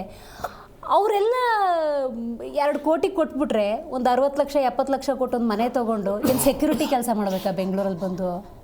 ಅದು ಮಾಡ್ಬೇಕಂತಾನೆ ಮೋಸ್ಟ್ಲಿ ಕಾಂಗ್ರೆಸ್ ಸರ್ಕಾರ ಹೊರಟಿರಬೇಕು ಮೇಡಮ್. ಅವ್ರ ಭೂಮಿನ ಅವ್ರಿಗೆ ಹಕ್ಕನ್ನ ಕೊಟ್ಬಿಡಿ. ರೆಡ್ ಝೋನ್ ಇಂದ ತೆಗಿ, ಅವ್ರಿಗೆ ಇಷ್ಟ ಇದ್ರೆ ಕೊಡಿ. 20 ವರ್ಷದಿಂದ ಮಾಡಿ ನಾಟಕಮಾನ ಮಾಡಿ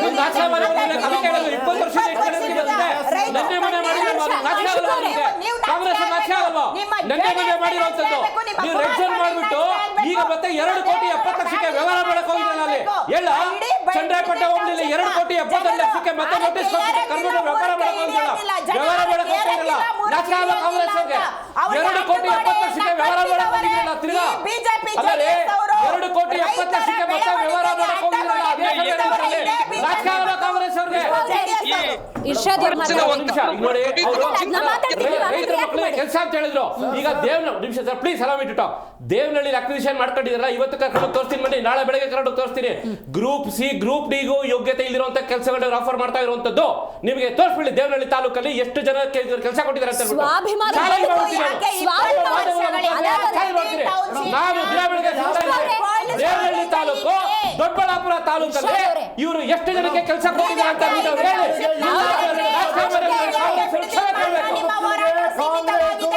ದೊಡ್ಡಬಳ್ಳಾಪುರ ದೇವನಹಳ್ಳಿ ತಾಲೂಕಲ್ಲಿ ಎಷ್ಟು ನಾಚಿಕೆ ಮಾನ ಮರ್ಯಾದೆ ಕಾಂಗ್ರೆಸ್ ಅವ್ರಿಗೆ. ರಿಷಿಕ್ ಅವರೇ, ಅಲ್ಲ ಸ್ವಾಭಿಮಾನದ ಬದುಕು ಕಿತ್ಕೋತಿದಾರಲ್ಲ ಇವರು. ಮೇಡಮ್ ಅದೇ ಹೇಳ್ತಾ ಇರೋದು, ಕಾಂಗ್ರೆಸ್ ಜನತಾದಳ ರೈತರ ಮಕ್ಕಳಿಗೆ ನೀವು ಏನು ಕೆಲಸ ಜನತಾದಳ ಬಗ್ಗೆ ಮಾತಾಡೋ ನಿಮ್ಗೆ ನೈತಿಕತೆ ಇಲ್ಲ ರೀ. ನಾವು ಕರೀತಾ ಇರೋಂಥದ್ದು ನಾಳೆ ಬಿಡ್ತೀವಿ ರೈತರ ಪರವಾಗಿ ನಾವು ಕರೀತಾ ಇರೋಂಥದ್ದು. ನೀವು ಸುಮ್ಮನೆ ಲೂಸ್ ಟಾಕ್ಸ್ ಮಾತಾಡ್ಬಿಡಿ. ಅವರಿಂದ ನೀವು ಕುತ್ಕೊಳ್ಳಿ ಸುಮ್ಮನೆ ಮಾತಾಡೋದು. ಈಗ ಬನ್ನಿ, ನಾಳೆ ಬನ್ನಿ, ಆಯ್ತು. ನಾಳೆ ಬೈರ್ ಮಾಡಿ ಕರೀತಾ ಇದ್ರಿ, ತಾವು ಬನ್ನಿ. ಪಕ್ಷದವ್ರು ಇಲ್ಲೇ ಕಾಣಿಸ್ತಾರೆ. ಟೋಪಿ ಹಾಕೊಂಡು ಪರ್ಕೆ ಹಿಡ್ಕೊಂಡು ಬನ್ನಿ, ಟೋಪಿ ಹಾಕೊಂಡು ಪರ್ಕೆ ಹಿಡ್ಕೊಂಡು ಬನ್ನಿ. ನಾಳೆ ಬೈರ್ ಮಂಗಲಕ್ಕೆ ಬಿಡದಿಗೆ ಟೋಪಿ ಹಾಕೊಂಡು ಪರ್ಕೆ ಹಿಡ್ಕೊಂಡು ಆತವರು ಬನ್ನಿ. ಹೇಳಿ ಬಗ್ಗೆ ಮಾತಾಡಬೇಡಿ. ರೈತರ ಬಗ್ಗೆ ಮಾತಾಡಕ್ಕಿರೋಂಥದ್ದೇ ನಾವು. ನೈತಿಕತೆ ಇಲ್ಲ. ಕುಮಾರಸ್ವಾಮಿ ಅವರು ತಮ್ಮ ಆಸ್ತಿನ ಉಳಿಸ್ಕೊಳ್ಳಕ್ಕೆ ಆಡ್ತಾ ಇರೋ ನಾಟಕ ಇದು. ಯಾವ್ದೋ ಬದನೆಕಾಯಿ ಹಾಕ್ಬಿಟ್ಟು ನಾವು ಕೋಟಿ ಸಂಪಾದನೆ ಮಾಡ್ತೀವಿ.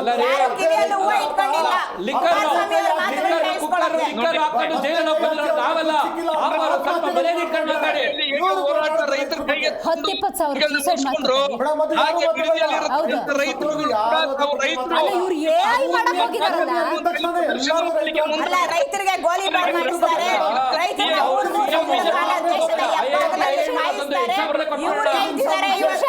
ಮೇಡಮ್ 10 ನಿಮಿಷ ಮುಂಚೆ ಕಾಂಗ್ರೆಸ್ ವಕ್ತಾರರು ಇಲ್ಲೇ ಕೂತ್ಕೊಂಡು ಹೇಳಿದ್ರು, ನಾವು MG ರೋಡ್ ಅಲ್ಲಿ ಕೂತ್ಕೊಂಡು ಮಾತಾಡ್ತಾ ಇದೀವಿ, ಇಲ್ಲಿಂದ ಸ್ವಲ್ಪ ದೂರ ಹೋದ್ರೆ ಹಲ್ಸೂರ್ ಇತ್ತು, ಒಂದು 10 ವರ್ಷ ಮುಂಚೆ ಏನಿತ್ತು ಅಂತ. ಅದಕ್ಕೆ ವಿಷನ್ ಅನ್ನೋದು ಲೀಡರ್ ಇದ್ರು. ರೈತ ಸೂಟು ಬುಟ್ ಹಾಕೊಳ್ಳಂಗ್ ಇವ್ರು ಯಾರು ಮಾಡ್ಲಿಲ್ಲ ಮೇಡಮ್. ಆ ಟೈಮ್ ಅಲ್ಲಿ ಒಂದು ವಿಷನ್ ಅನ್ನೋದು ಲೀಡರ್ ಇತ್ತು. ಇವತ್ತು ಆ ವಿಷನ್ ಲೀಡರ್ ಇಲ್ಲ. ನೀವು ಬಿಡದಿಗೆ ಹೋಗೋ ಅವಶ್ಯಕತೆ ಇಲ್ಲ. ಕನಕಪುರದಲ್ಲಿ ಯಾವ ಬೆಳೆ ಬೆಳೆಬಿಟ್ಟು 1400 ಕೋಟಿ ಮಾಡಿದ್ರು ಹೇಳ ಕೇಳಿ. ಕನಕಪುರದಲ್ಲಿ ಯಾವ ಬೆಳೆ ಬೆಳೆದ್ಬಿಟ್ಟು 1400 ಕೋಟಿ ಮಾಡಿದ್ರೆ ರೈತರಿಗೆ ಹೇಳ್ಕೊಡಿ. 1400 ಕೋಟಿ ಮಾಡ್ಕೊಂಡಿದ್ರಲ್ಲ, ಯಾವ ಬೆಳೆ ಬೆಳೆದ್ರು ಹೇಳಿ. ಯಾವ ಬೆಳೆ ಬೆಳೆದ್ಬಿಟ್ಟು 1400 ಕೋಟಿ ಮಾಡಿದ್ರೆ 1400 ಕೋಟಿ ಹೆಂಗ್ ಮಾಡೋದು ಹೇಳ್ಕೊಡ್ಕೊಡಿ. ಡಿಕ್ಲೇರ್ ಮಾಡ್ಕೊಂಡಿದ್ರಲ್ಲ. ಮೇಡಮ್ ಒಂದು ಪಾಯಿಂಟ್ ಕ್ಲಿಯರ್ ಮಾಡ್ತೀನಿ ಮೇಡಮ್.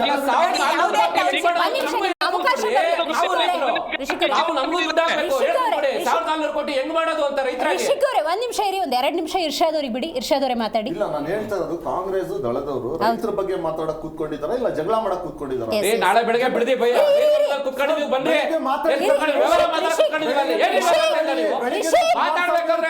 ಮಾತಾಡ್ಬೇಕಾದ್ರೆ ಕರೆಕ್ಟ್ ಆಗಿ ಮಾತಾಡಿ ನೀವು. ನಾಳೆ ಬೆಳಗ್ಗೆ ಬೈರ್ ಮಂಗಲದಲ್ಲಿ ವ್ಯವಹಾರ ಮಾಡಕ್ ಕೂತ್ಕೊಂಡಿದೀವಿ. ಅಲ್ಲಿ ರೈತರ ಪರವಾಗಿ ಇರುವಂತದ್ದು ಮಾತಾಡಿ. ನೋಡಿ, ಕಂಟೆಂಟ್ ಹೋಗಲ್ಲ, ಡಿಸ್ಟರ್ಬೆನ್ಸ್ ಆಗುತ್ತೆ. ಬಗ್ಗೆ ಮಾತಾಡೋಣ. ಅಲ್ಲಿ ನೀವು ಅಲ್ಲಿ ಹೋಗಿ ಬೆಳಿಗ್ಗೆ ಕೂತ್ಕೊಂಡು ರೈತರು ನಾಳೆ ಬನ್ನಿ. ಬೈರ್ ನೀವು ಟೋಪಿ ಹಾಕಿ ಪರ್ಕೆ ಹಿಡ್ಕೊಂಡು ಬನ್ನಿ. ರೈತರಲ್ಲಿ ವ್ಯಾಪಾರ ಮಾಡಕ್ ಕೂತ್ಕೊಂಡಿದೀವಿ. ಬನ್ನಿ ಅಲ್ಲಿ ಮಾತಾಡಿ.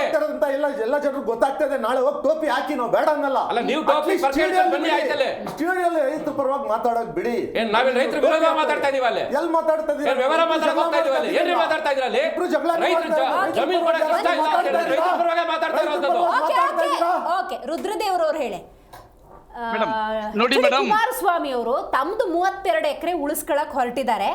ಹಂಗಾಗಿ ನಾಳೆ ಬೈರಮಂಗಲಕ್ಕೂ ಹೋಗ್ತಾರೆ, ಅಲ್ಲಿ ಜನರ ಜೊತೆನೂ ಮಾತಾಡ್ತಾರೆ.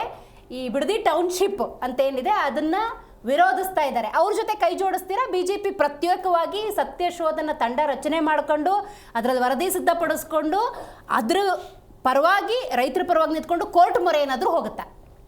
ನೋಡಿ ಮೇಡಮ್, ನಾವು ಕುಮಾರಸ್ವಾಮಿ ಅವರು ಎಚ್ಚೆತ್ತು ಈಗೇನು ಪತಾಹ್ವಾನ ಕೊಟ್ಟಿದ್ದಾರೆ ಅದಕ್ಕಿಂತ ಮುಂಚೆ ನಾವು ಹೇಳಿದ್ವಿ 8 ತಿಂಗಳಿಂದನೇ ರೈತರ ಪರವಾಗಿ 3000 ಭಾರತೀಯ ಜನತಾ ಪಾರ್ಟಿ ಕಾರ್ಯಕರ್ತರು ರೈತರ ಜೊತೆಗೂಡಿ ಬೈರಮಂಗಲಕ್ಕೆ ಪಾದಯಾತ್ರೆ ಮೂಲಕ ಹೋರಾಟ ಮಾಡಿದಂಥದ್ದು ಪ್ರಥಮ ಭಾರತೀಯ ಜನತಾ ಪಾರ್ಟಿ. ಈ ನಿಟ್ಟಿನಲ್ಲಿ ಕುಮಾರಸ್ವಾಮಿ ಅವರು ಪತಾಹ್ವಾನ ಕೊಟ್ಟಿರೋದು ಯಾರೇ ಕೊಟ್ಟಿರಲಿ ಅದು ರೈತರ ನಡುವೆ ಕುಂತ್ಕೊಂಡು ವಿಶ್ವಾಸಾರ್ಹವಾಗಿ, ಅಭಿವೃದ್ಧಿಗೂ ವಿರೋಧಿ ಅಲ್ಲ, ರೈತರ ವಿರೋಧಿ ನಾವಲ್ಲ, ರೈತರ ಪರವಾಗಿ ವಿಶ್ವಾಸಕ್ಕೆ ತಗೊಂಡು ಮಾಡಿದ್ರೆ ನಾವು ಬೆಂಬಲ ಕೊಡ್ತೀವಿ. ರೈತರು ಬೇಡ ಅಂದ್ರೆ ಯೋಜನೆ ಕೈ ಬಿಡಿ. ನಾನ್ ತಿಳಿಸೋದು ಇಷ್ಟೇನೆ, ಭಾರತೀಯ ಜನತಾ ಪಾರ್ಟಿ ರಾಜ್ಯಾಧ್ಯಕ್ಷರಾದಂತ BY ವಿಜೇಂದ್ರ ಅವರು ಈ ವಿಚಾರದಲ್ಲಿ ರೈತರಿಗೆ ಯಾವುದೇ ಕಾರಣಕ್ಕೂ ಅನ್ಯಾಯ ಆಗಲಿಕ್ಕೆ ಬಿಡೋದಿಲ್ಲ. ಈ ವಿಚಾರದಲ್ಲಿ ದೊಡ್ಡ ಮಟ್ಟದಲ್ಲಿ ಹೋರಾಟ ಆಗುತ್ತೆ. ಕುಮಾರಸ್ವಾಮಿ ಅವರು ಕರೆದಿರ್ತಕ್ಕಂಥ ಆಹ್ವಾನ ರೈತರ ನಡುವೆ ಕುಂತ್ಕೊಂಡು ಚರ್ಚೆ ಮಾಡೋದು ಸೂಕ್ತವಾಗಿದೆ ಅಂತೇಳಿ ನಾನು ಈ ಸಂದರ್ಭದಲ್ಲಿ ನನ್ನ ವೈಯಕ್ತಿಕವಾಗಿ ಅವರು ಕರೆದಿರ್ತಕ್ಕಂಥದ್ದು DK ಶಿವಕುಮಾರ್ ಅವ್ರಿಗೆ ಸರಿ ಇದೆ.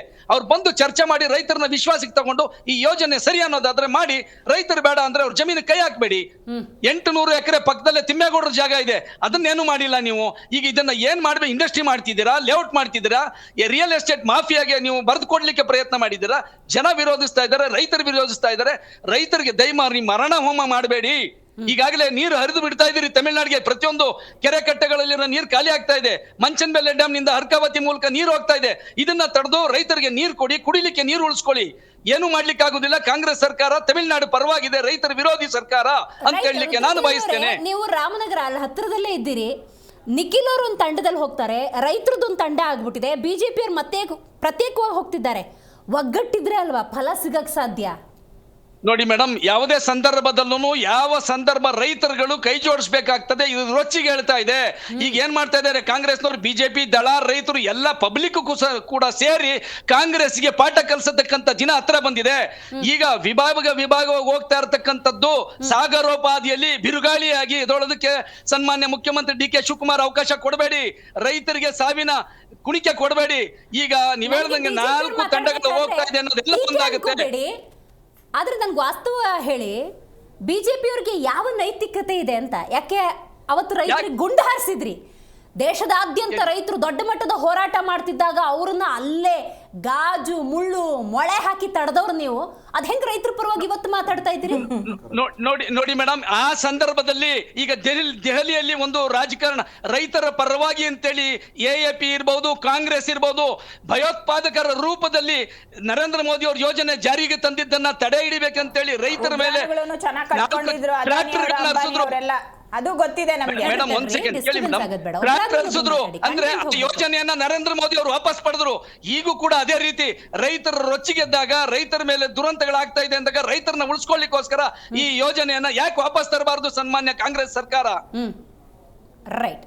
ಪುಷ್ಪ ಅವರು ಆಮೇಲೆ ಬರ್ತೀನಿ. ಮೇಡಮ್ ನೋಡಿ, ಇಲ್ಲಿ ಒಂದು 8,000 ಎಕರೆ ಅಂದ್ರೆ ಸರಿಸುಮಾರು 3,500 ರೈತರು ಇರ್ಬೋದು. ಇದರಲ್ಲಿ ನೋಡಿ EC ಎಲ್ಲರ ಹತ್ರನೂ ಇರುತ್ತೆ, ಎನ್ಕಂಫರೆನ್ಸ್. ಈಗ ನಾವು ಅನ್ಕೋತೀವಿ ಕೆಲವೊಂದು ರಾಜಕೀಯ ಪ್ರೇರಿತವಾಗಿ ರೈತರು ಬಂದಿರ್ಬೋದು. ಒಂದು ವೇಳೆ ನಾವೇನಾದ್ರೂ ಅಲ್ಲಿ ಕರ್ಕೊಂಡ್ಬಂದಿದ್ರು ಅಂದ್ರೆ ಅದನ್ನು ಒಂದು ದೊಡ್ಡ ಮಾತುಗಳು ಇವ್ರ ಕಡೆಯಿಂದ ಕೇಳೋದು ಬೇಡ. 3,500 ರೈತರು ಇದ್ದಾಗ ಆ ECಗಳಿರುತ್ತೆ. ಯಾರಿಗೆ ಬೇಕು ಬಂದು ಬರ್ಕೊಡ್ಲಿ, ನಾವು ಕೊಡ್ತೀವಿ ಅಂತ. ಯಾರಿಗೆ ಬೇಡ ಅವ್ರು ಬೇಡ ಅಂತ ಬರ್ಕೊಡ್ಲಿ. 60% ಹೆಚ್ಚಾಗಿ ನಾವು ಕೊಡ್ತೀವಿ ಅಂದ್ರೆ ಈಗ ಅದನ್ನೇ ಯಾರು ತಮ್ಮ ಖಾತೆಗಳಿಗೆ ದುಡ್ಡು ಹಾಕ್ಸ್ಕೊತಾರೆ, ಯಾರು ತಾವು ಕೊಡ್ತೀವಿ ಅಂತ ಮುಂದೆ ಬರ್ತಾರೆ, 60% ಕೊಟ್ರೆ 60% ಮೇಲ್ಪಟ್ಟು ಕೊಟ್ರೇನೆ ನಾವು ಮಾಡಕ್ಕಾಗತ್ತೆ. ಹಾಗಂತ 20% 10% ಮಾತ್ರ ಕೊಡಕ್ ಬಂದ್ಬಿಟ್ರೆ ನಾವು ಟೌನ್ಶಿಪ್ ಮಾಡಕ್ಕಾಗಲ್ಲ. ಇಷ್ಟು ರೈತರನ್ನ ಎದುರಾಕೊಂಡು ನಾವು ಸರ್ಕಾರ ನಡ್ಸಕ್ಕಾಗತ್ತಾ? ನಮ್ಮ ಕಾಂಗ್ರೆಸ್ ಯಾವಾಗ್ಲೂ ರೈತರ ಪರವಾಗಿ ಇದೆ. ಒಂದ್ ವೇಳೆ ಅಂತಹ ವಿರೋಧ ಬಂದ್ರೆ ನಾವು ಕೈ ಬಿಡೋಕ್ಕೂ ಸಿದ್ಧ ಇರ್ತೀವಿ. ಹೌದಾ? ಹೌದು, ಈ ಮಾತಿ ಬದ್ಧ ಇರಬೇಕು. ಹೌದು, ಬದ್ಧ. ರೈಟ್. ರಿಷಿಕ್ ಅವರು ನೋಡಿ, ಮೊದಲನೇದಾಗಿ ಲಾ ಅಂಡ್ ಆರ್ಡರ್ ಅಂತ ಹೇಳಿದ್ರು. ಸನ್ಮಾನ್ಯ ಪ್ರಿಯಾಂಕ ಖರ್ಗೆ ಅವ್ರಿಗೆ ಹೊಸ ಜವಾಬ್ದಾರಿ ತಗೊಳ್ಳಿ, ತಾವು ಫಿಟ್ ಆಗಿದ್ದೀರಾ ಅಲ್ವಾ ಲಾ ಅಂಡ್ ಆರ್ಡರ್ ಮೇಂಟೈನ್ ಮಾಡಕ್ಕೆ, ದಯಮಾಡಿ ಏನದು ನಾಳೆ ತಮ್ಮ ಮುಂದಾಳತ್ವದಲ್ಲೇನೆ ನಿಂತ್ಕೊಂಡ್ಬಿಡಿ, ಮುಂದೆ ನೀವೇ ನಿಂತ್ಕೊಂಡ್ಬಿಡಿ, ಬಂದು ಭಾಷಣ ಕೇಳಿಸ್ಕೊಂಡ್ರಿ ಒಂದು ನಿಮಿಷ. ಅಲ್ಲ, ಗೃಹ ಸಚಿವರು ಅವರು ಅಂದ್ರೆ ಲಾ ಅಂಡ್ ಆರ್ಡರ್ ಇನ್ಯಾರ ಕೈಗೆ ಬರ್ತದೆ? ಅವ್ರು ಇನ್ನೇನು ಕೆಲಸ? ಅವರು ಕೇಳಿಸ್ಕೊಂಡ್ರಿ ಒಂದು ನಿಮಿಷ, ಕೇಳಿಸ್ಕೊಂಡ್ರಿ ನೀವು ಕೇಳಿಸ್ಕೊಂಡ್ರಿ ಒಂದು ನಿಮಿಷ, ಇಲ್ಲಿ ಕೇಳಿಸ್ಕೊಂಡ್ರಿ. ಸುಮ್ಮನೆ ನಾವ್ ಹೇಳ್ತಾ ಇರುವಂತದ್ದು ಸನ್ಮಾನ್ಯ ಪ್ರಿಯಾಂಕ ಖರ್ಗೆ ಅವರು ಏನದು ಮೀಡಿಯಾ ಮುಂದೆ ಬಂದ್ಬಿಟ್ಟು ಬೊಗಳೆ ಹೇಳ್ಕೊಂಡು ಓಡಾಡೋದ್ ಬದಲು ನಾಳೆ ಲಾ ಅಂಡ್ ಆರ್ಡರ್ ಕೆಪಾಸಿಟಿ ತೋರಿಸ್ಬಿಡಿ, ನಾನು I can maintain the law and order ಅಂತ ಮಾಡ್ಕೊಳ್ಳಿ. ನಾವು ಜಗಳ ಮಾಡ್ತಾ ಇಲ್ಲ, ನಾವು ಹೇಳ್ತಾ ಇರುವಂತದ್ದು ಅವರಿಗೆ ಲಾ ಅಂಡ್ ಆರ್ಡರ್ ಇಂದ ನಾವು ಬರಕ್ಕೆ ರೆಡಿ ಇಲ್ಲ ಅಂತ ಹೇಳ್ತಾ ಇದ್ರಲ್ಲ ಕಾಂಗ್ರೆಸ್ ಅವರು. ಅದು ನಿಮ್ಮದೇ ಸರ್ಕಾರ ಇದೆಯಲ್ಲ, ಕೇಳಿಸ್ಕೊಳ್ಳಿ. ಅಲ್ಲ, ನಾವು ಜಗಳ ಮಾಡಿ ಕೇಳಿಸ್ಕೊಳ್ಳಿ, ಏನ್ ಹೇಳ್ತಾ ವಿಷಯ ಅರ್ಥ ಆಗ್ಬೇಕು. ಈಗ ನೋಡಿ, DK ಶಿವಕುಮಾರ್ ಅವರು ಹೋಗ್ತಾರಾ ಇಲ್ವಾ? ಹೌದು ಮೇಡಮ್, ಹೋಗ್ತಾರಾ ಇಲ್ವಾ? ಅಲ್ಲ ನನಗೆ ಅದ್ರ ಬಗ್ಗೆ ಗೊತ್ತಿಲ್ಲ. ಇವ್ರು ಲಾ ಅಂಡ್ ಆರ್ಡರ್ ಅಂತ ಹೇಳಿದ್ರು ಮೇಡಮ್. ಬರ್ತಾರೆ. ಅಲ್ಲ ರೀ, ನಾವು ರೈತರು ಮಾತ್ರ ರೀ, ನಾವ್ ಯಾರು ಕಾರ್ಯಕರ್ತರು ಕರೀತಾ ಇಲ್ಲ, ಬರೀ ರೈತರು ಮಾತ್ರ ಬರೋದು. ನಾಳೆ ಇಬ್ರು ಜಗಳ ಆಡ್ತಾರೆ. ಯಾವ ಜಗಳ ಆಡ್ತಾರೆ, ಏನಕ್ಕೆ ಆಡ್ತಾರೆ ನೋಡಿ, ಒಂದ್ ನಿಮಿಷ ಕೇಳಿಸ್ಕೊಳ್ಳಿ. ರೈತರು ಜಗಳ ಆಡ್ಲಿ ಅಂತಾನ ಇವ್ರು ಹೇಳ್ತಿರೋದು? ಅಲ್ಲ, ಕಾಂಗ್ರೆಸ್ ಅವ್ರು ಬಿಡಿ, ಅದು ನೀತಿ ಡಿವೈಡ್ ಅಂಡ್ ರೂಲ್. ಎಕ್ಸ್ಪೆಕ್ಟ್ ಮಾಡ್ತಾ ಇದ್ದೀರಿ ನೋಡಿ, ನಾವ್ ಹೇಳ್ತಾ ಇದ್ದೀವಿ, ಈಗ ಅಷ್ಟು ಸಮಾವೇಶಗಳನ್ನ ಮಾಡಿದ್ರಲ್ವಪ್ಪ ತಾವುಗಳು, ಬರೀ ಸಮಾವೇಶನೇ ಮಾಡ್ಕೊಂಡ್ ಬಂದಿದ್ರ 3 ವರ್ಷದಿಂದ, ಬೇರೆ ಏನು ಮಾಡಕ್ ಆಗಿಲ್ಲ ನಿಮ್ ಯೋಗ್ಯತೆಗೆ. ಅಟ್ಲೀಸ್ಟ್ ನಾಳೆ ಇದೊಂದು ಸಮಾವೇಶ ತರನೇ ಮಾಡಿಸ್ಬಿಡಿ. ಏನದು ಬಿಡದಿಯಲ್ಲಿ ರೈತರ ಸಮಾವೇಶ ಅಂತ ಒಂದು ಮಾಡಿಸ್ಬಿಡಿ, ಲಾ ಅಂಡ್ ಆರ್ಡರ್ ಜವಾಬ್ದಾರಿ ತಗೊಂಡ್ಬಿಟ್ಟು ಮುಗ್ದಾಯ್ತಲ್ಲ. ಏನು ಸ್ಟ್ರಿಕ್ಟ್ ಆಗಿ ಯಾರೆಲ್ಲ ಕೊಡ್ತಾರೋ ಅವ್ರು ಒಂದ್ ಕಡೆ, ಯಾರು ಕೊಡಲ್ವೋ ಅವ್ರಿಗೆ ಒಂದ್ ಕಡೆ, ಬರೀ ರೈತರು ಮಾತ್ರ. ಕೇಳಿಸ್ಕೊಂಡ್ರಿ ಒಂದು ನಿಮಿಷ, ಅಲೋ ಮೀ ಟು ಟಾಕ್. ಆಯ್ತು ನಿಮಿಷ, ಅದೇ ನಾವ್ ಹೇಳ್ತಾ ಇದೀವಿ. ಅಲ್ಲ, ಇದೊಳ್ಳೆ ಚೆನ್ನಾಗಾಯ್ತಲ್ಲ, ಕೇಳಿಸ್ಕೊಂಡ್ರಿ ಒಂದು ನಿಮಿಷ ನಾವ್ ಹೇಳೋದ. Please allow me to talk. ನೋಡಿ, please allow me to talk. Loose talk ಮಾತಾಡ್ಬಿಡಿ, ಕೇಳಿಸ್ಕೊಳ್ರಿ, ಲೂಸ್ ಟಾಕ್ ಮಾತಾಡ್ಬಿಡಿ ಅಂದ್ಬಿಟ್ಟು ಸುಮ್ನೆ ಕೇಳಿಸ್ಕೊಳ್ರಿ. ನಾನು ಹೇಳಿ, ನಾನು ಕೊಡಿ ಅಂತ ಹೇಳ್ತಾರೆ, ಕೇಳಿಸ್ಕೊಳ್ಳಿ ಸುಮ್ನೆ. ಎರಡು ಭಾಗ ಮಾಡೋಣ, ಬರಲೇಬೇಕು ಅಂತ ಹೇಳಕ್ ಆಗಲ್ಲ. ಕಂಟಿನ್ಯೂ. ಒಂದು, ಸೊ ಲಾ ಅಂಡ್ ಆರ್ಡರ್ ಅವ್ರ ಹತ್ರನೇ ಇದೆ, ಹೋಮ್ ಮಿನಿಸ್ಟರ್ ಜವಾಬ್ದಾರಿ ತಗೊಳ್ಳಿ. ಎರಡನೇದು, ದಯಮಾಡಿ ಇನ್ನು ಮುಂದಕ್ಕೆ ಕಾಂಗ್ರೆಸ್ ಅವರು ಅಂಬಾನಿ ಅದಾನಿ ಅಂತ ಹೇಳೋದನ್ನ ಸ್ಟಾಪ್ ಮಾಡಬೇಕು. ಯಾಕೆ ಅಂತ ಹೇಳಿದ್ರೆ, ಬ್ಯಾಂಗ್ಳೂರ್ ಟನಲ್ ಇದೆಯಲ್ವಾ, ಮೊದಲು ನಿಮಗೆ 7,500 8,000 ಕೋಟಿ ಇದ್ದಿದ್ನ 14,000 ಕೋಟಿ ಆಗಿ 18,000 ಕೋಟಿ ಆಗಿ ಇವತ್ತು 32,000 ಕೋಟಿ ಪಾಪ ಅದಾನಿ ಗ್ರೂಪ್ ಅವ್ರಿಗೆ ಕೊಟ್ಬಿಟ್ಟವ್ರೆ, ಕೊಡ್ತಾವ್ರೆ. ಯಾವ ನೈತಿಕತೆ ಇಟ್ಕೊಂಡು ಮಾತಾಡ್ತಾರೆ ಅದಾನಿ ಅಂಬಾನಿ ಅಂತ ಅಂದ್ಬಿಟ್ಟು ನಾಚಿಕೆ ಅಲ್ವಾನ ಬರೀದಿಲ್ವ ಅವ್ರಿಗೆ? ಇದು ಎರಡನೇ ವಿಷಯ. ಕಡಿಮೆ ಕೋಟ್ ಮಾಡಿದಾರೆ ಅವರು. ಅಲ್ಲ, ಕರೆಕ್ಟ್ ಹೌದು. 96% appreciation on the actual cost. ಇದು ಕಾಂಗ್ರೆಸ್ ಅವ್ರ ನೈತಿಕತೆ. ಕೇಳಿಸ್ಕೊಳ್ರಿ ಸುಮ್ಮನೆ ಮತ್ತೆ ಅದಾನಿ ಮಾತು ಯಾಕೆ ಎತ್ಕೊಳ್ತೀರಾ? ಅಲ್ಲ, ನಿಮ್ಗೆ ನಾಚಿಕೆ ಆಗಲ್ವಾ? ಅದಾನಿ ಮಾತು ಎತ್ಕೊಂಡು ಹೇಳಿದ್ಮೇಲೆ ಬ್ಯಾಂಗ್ಳೂರ್ ಲಾಕ್ ತಗೊಂಡ್ಬರ್ತೀರಾ ಮತ್ತೆ? ಕೊಡ್ಬೇಡಿ ಅದಾನಿಗೆ. ಇದು ಒಂದೇದು. ಎರಡನೇದು ಏನ್ ಹೇಳ್ತಾರೆ, ರೆಡ್ ಝೋನ್ ಅಂತ ಹೇಳ್ಕೊಂಡ್ ಬರ್ತಾ ಇದಾರಲ್ವಾ. ಚನ್ನರಾಯಪಟ್ಟಣ ಹೋಬಳಿಲಿ ಇದೇ ಕಾಂಗ್ರೆಸ್ ಸರ್ಕಾರದವರು ರೆಡ್ ಝೋನ್ ಮಾಡಿಟ್ಟಿದ್ದಾರೆ. ಒಂದ್ ನಿಮಿಷ, ಸ್ಪೆಷಲ್ ಅಗ್ರಿಕಲ್ಚರ್ ಝೋನ್ ಅಂತ ಮಾಡಿಟ್ಕೊಂಡಿದ್ದಾರೆ ಪರ್ಮನೆಂಟ್ ಆಗಿ. ಬರೀ ಅಷ್ಟಕ್ಕೆ ನಿಂತಿಲ್ಲ, ಡ್ರಾಮಾಗಳು ಕೇಳಿಸ್ಕೊಳ್ಳಿ, ಇನ್ನು ಒಳಗಡೆ ವಿಷಯಗಳು. ಅವರಿಗೆ ಮತ್ತೆ ಇನ್ನೊಂದ್ಸತಿ ಹೊಸದಾಗಿ ನೋಟಿಸ್ಗಳನ್ನ ಕೊಟ್ಟಿದ್ದಾರೆ ಅಕ್ವಿಸಿಷನ್ಗೆ. ಮತ್ತೆ 2,70,00,000 ವ್ಯವಹಾರ ಮಾತಾಡೋದಕ್ಕೆ ಮತ್ತೆ ನೋಟಿಸ್ ಕೊಟ್ಬಿಟ್ಟು ಕರ್ಸ್ಕೊಳ್ತಾ ಇದ್ದಾರೆ. ಇದು ನಿಮಗೆ ಮುಂದುವರೆದ ಭಾಗ. ಇನ್ನು ಅದೇ ದೊಡ್ಡಬಳ್ಳಾಪುರದಲ್ಲಿ ಕುಂದಾಣ ಹೋಬಳಿಯಲ್ಲಿ ನಿಮಗೆ 1,20 ವ್ಯವಹಾರ ಮಾಡಿದ್ದಾರೆ ಕಾಂಗ್ರೆಸ್ ಅವರು. ಏನು ತಮಾಷೆನ ನೀವು ಹೇಳ್ತಾ ಇರುವಂಥದ್ದು? ಇದೆಲ್ಲ ಯಾವ್ದು ಸ್ವಾಮಿ ನಿಮಗೆ? ಯಾವ ಸರ್ಕಾರ? ಇದೆಲ್ಲ ಆಗ್ತಾ ಇರುವಂಥದ್ದು ಕಾಂಗ್ರೆಸ್ ಸರ್ಕಾರದಲ್ಲಿ, ನಮ್ಮ ಸರ್ಕಾರದಲ್ಲ. ಇನ್ನ ಜಾಬ್ಗಳ ಬಗ್ಗೆ ಹೇಳ್ತಾ ಇದ್ರು ನಮ್ಮ ಸ್ನೇಹಿತರು. ಇಲ್ಲಿವರೆಗೂ ಅಕ್ವಿಸಿಷನ್ ಆಗಿರುವಂಥ ಯಾವ್ಯಾವೆಲ್ಲ ದೇವನಹಳ್ಳಿ ಸುತ್ತಮುತ್ತ ಅರೌಂಡ್ ಇದೆಯಲ್ವ, ಅಲ್ಲಿ ಇರುವಂಥ ನಿಮಗೆ more than 20% ಯಾರಿಗೂ ನಿಮಗೆ ಕೆಲಸ ಸಿಕ್ಕೇ ಇಲ್ಲ, ಕೊಟ್ಟೂ ಇಲ್ಲ. ಇನ್ನು ಬಿಡದಿಲಿ ಇವರು ಟೌನ್ಶಿಪ್ ಅಲ್ಲಿ ಹೇಳ್ಬಿಟ್ಟು ನಿಮಗೆ 6 ಲಕ್ಷ ಲೀಟರ್ ಆಗ್ತಾರೆ ಅಂತ ಹೇಳಿದ್ರೆ ಎಷ್ಟು ಹಸು ಕರು ಎಲ್ಲ ಇಟ್ಕೊಂಡಿರ್ತಾರೆ, ಅದನ್ನ ಎಲ್ಲಿಗೆ ಇವ್ರು ತಗೊಂಡು ಹೋಗ್ತಾರೆ? ಎನ್ವಿರಾನ್ಮೆಂಟಲ್ ಕ್ಲಿಯರೆನ್ಸ್ ಇಲ್ಲ. ಇವ್ರು ಮಾಡ್ತಾ ಇರುವಂಥ ಮೋಸ ನೋಡಿ. ಕನ್ಸೆಂಟ್ ಇಲ್ಲ ರೈತರದು, ಎನ್ವಿರಾನ್ಮೆಂಟಲ್ ಕ್ಲಿಯರೆನ್ಸ್ ಇಲ್ಲ ನಿಮಗೆ, ಇರೋದು ಪಶುಸಂಗೋಪನೆ ಸಚಿವಾಲಯದಿಂದ ಕ್ಲಿಯರೆನ್ಸ್ ಇಲ್ಲ ನಿಮಗೆ. ಆಮೇಲೆ ವಿಷನ್ ಅಂತ ತಗೊಂಡಾಗ ಏನಾಗುತ್ತೆ ನಿಮಗೆ, ಅಲ್ಲಿ ಎಷ್ಟು ಜನ ನಿಮಗೆ ಕೆಲಸ ಕೇಳಿಸ್ಕೊಳ್ರಿ, ಅದನ್ನ ಒಂದು ನಿಮಿಷ ಹೇಳ್ತೀವಿ, ಉತ್ತರ ಕೊಡ್ತೀನಿ, ಆಯ್ತು ಕೇಳಿಸ್ಕೊಳ್ಳಿ, ಆಯ್ತಾಯ್ತು. ಸೊ ಇದು ನಿಮಗೆ ಮುಂದುವರೆದ ಭಾಗವಾಗಿ ಇಲ್ಲಿರುವಂತಹ ಎಷ್ಟು ಜನಕ್ಕೆ ಇವರು ಕೆಲಸ ಕೊಡಕ್ಕಾಗುತ್ತೆ ಅನ್ನೋಂಥದ್ದನ್ನ ತಾವೇನಾದ್ರು ಒಂದು ನಂಬರ್ಸ್ ಇದ್ರೆ ಹೇಳ್ಬಿಡಿ. ಇದ್ರ ಮುಂದುವರೆದ ಭಾಗ ಇನ್ನೊಂದು ಭಾಗ ಹೇಳ್ತೀನಿ ಕೇಳಿಸ್ಕೊಳ್ಳಿ. ಪಕ್ಕದಲ್ಲೇ ಇರುವಂತಹ ಕನಕಪುರದಲ್ಲಿ ಸನ್ಮಾನ್ಯ CM ಏನ್ ಹೇಳ್ತಾರೆ, ಯಾವುದೇ ಕಾರಣಕ್ಕೂ ಜಮೀನು ಕೊಡಬೇಡಿ, ಜಮೀನು ಇಟ್ಕೊಳ್ಳಿ, ಬೆಲೆ ಬರ್ತದೆ, ರೇಟ್ ಬರ್ತದೆ, ವ್ಯಾಲ್ಯೂ ಬರ್ತದೆ ಅಂತ ಹೇಳ್ತಾರೆ. ಬಿಡದಿ ಅವ್ರಿಗೆ ಏನ್ ಮಾಡ್ತಾರೆ, ಕಿತ್ಕೊಳ್ತೀವಿ ಅಂತ ಹೋಗ್ತಾ ಇದ್ದಾರೆ. ಇದ್ಯಾವ ನ್ಯಾಯ? ಕನಕಪುರದಲ್ಲಿ ಕೊಡಬೇಡಿ ನೀವು ಜಮೀನು ಅಂತ ಅನ್ನೋದು, ಬಿಡದಿಲಿ ಕೇಳಿಸ್ಕೊಳ್ರಿ, ಕೈ ಬಿಟ್ಟಿದ್ದಾರೆ ನಾವು, ಬಿಡದಿಲಿ ಕಿತ್ಕೊಳಕ್ ಹೋಗ್ತಾ ಇದ್ದೀರಾ. ಇಷ್ಟೆಲ್ಲ ಆದ್ಮೇಲೆ ಕೂಡ ಮಾತಾಡ್ತಾ ಇದ್ದೀರಾ, ಲೂಸ್ ಟಾಕ್ಸ್ಗಳು ಅಲ್ಲ, ಲೂಸ್ ಟಾಕ್ಸ್ ಮಾತಾಡ್ತಾ ಇದ್ದೀರಾ. ಗೌರ್ಮೆಂಟ್ ಚಾಲೆಂಜ್ ಮಾಡ್ತಾ ಇದ್ದೀರಿ, 400 ಕೋಟಿ DRF ಏನ್ ತಗೊಂಡಿರೋ ವಾಪಸ್ ಕೊಟ್ಟಿದ್ದು ಆಗೋಗಿದೆ. ಏನೇನು ನನ್ಸೆನ್ಸ್ ಮಾತಾಡ್ತಾ ಇದ್ದೀರಾ? ಇಟ್ಕೊಂಡು ಲೂಸ್ ಟಾಕ್ಸ್ ಮಾತಾಡಿ ಕಾಂಗ್ರೆಸ್ ಸರ್ಕಾರರು, ಇನ್ಫಾರ್ಮೇಶನ್ ಇಂದ ಮಾತಾಡಿ. ಅರ್ಥ ಆಗ್ತಿದೆಯಾ? ಇದರ ಜೊತೆಗೆ ಮೇಡಮ್ ತಮ್ಮ ಮಾಧ್ಯಮದ ಮುಖಾಂತರ ಕಾಂಗ್ರೆಸ್ ಅವರಿಗೆ ನೇರ ಸವಾಲ್ ಆಗ್ತಾ ಇದ್ದೀನಿ. ತಾವು ರೈತರ ಪರವಾಗಿದ್ದೀರಾ ತಾನೆ? ತಮಗೆ ದಮ್ಮು ತಾಕತ್ತು ಎಲ್ಲ ಇದ್ರೆ ರೈತರ ಮಧ್ಯದಲ್ಲಿ ಬಂದು ನಿಂತ್ಕೊಂಡು ಮಾತ್ರ ಯಾಕೆ ಭಯ ಆಗುತ್ತೆ? ರೈತರ ಮಧ್ಯೆ ಬಂದು ನಿಂತ್ಕೊಂಡು ಮಾತ್ರಕ್ಕೆ ದಮ್ಮು ತಾಕತ್ತು ಇರೋ ನಿಮ್ಗೆ ಕೇಳಿಸ್ಕೊಳ್ರಿ. ನಾಳೆ CMಗೆ ನೈತಿಕತೆ ಇದ್ರೆ, ದಮ್ಮು ತಾಕತ್ತು ಇದ್ರೆ ಬೈರಮಂಗಲದಲ್ಲಿ ತಾವಿದೇ ಆಡಳಿತ ಪಕ್ಷ ಇದೆ, ತಮ್ಮದೇ ಪೊಲೀಸ್ ಇದ್ದಾರೆ, ಬಂದು ನಿಂತ್ಕೊಂಡು ರೈತರ ಅಹವಾಲು ಕೇಳಿಸ್ಕೊಳ್ರಿ. ಸುಮ್ಮನೆ ರೈತರ ಅಹವಾಲನ್ನ ಕೇಳ್ಕೊಂಡು ರೈತರು ಕೊಟ್ರೆ ನೀವು ಜಮೀನ್ ತಗೊಳ್ಳಿ, ನಮ್ಗೆ ತಕರಾರಿಲ್ಲ. ರೈತರು ಕೊಡಲ್ಲ ಅಂತ ಹೇಳಿದ್ರೆ, ಒಂದ್ ವೇಳೆ ರೈತರು ಕೊಡಲ್ಲ ಅಂತ ಹೇಳಿದ್ರೆ ನಾಳೆನೆ ದಯಮಾಡಿ ತಾವು ಇಲ್ಲಿಗೆ ಬಿಟ್ಟು ಬಿಡಬೇಕು. ನಿಮ್ಮ ನಾಯಕರು, ಕೇಂದ್ರ ಸಚಿವರು HD ಕುಮಾರಸ್ವಾಮಿ ಅವರೇ ದಮ್ಮು ತಾಕತ್ತು ಅಂತ ಪದ ಪ್ರಯೋಗ ಮಾಡೋದಿಲ್ಲ. ಮುಖ್ಯಮಂತ್ರಿಗಳು ಅಂತಾರೆ,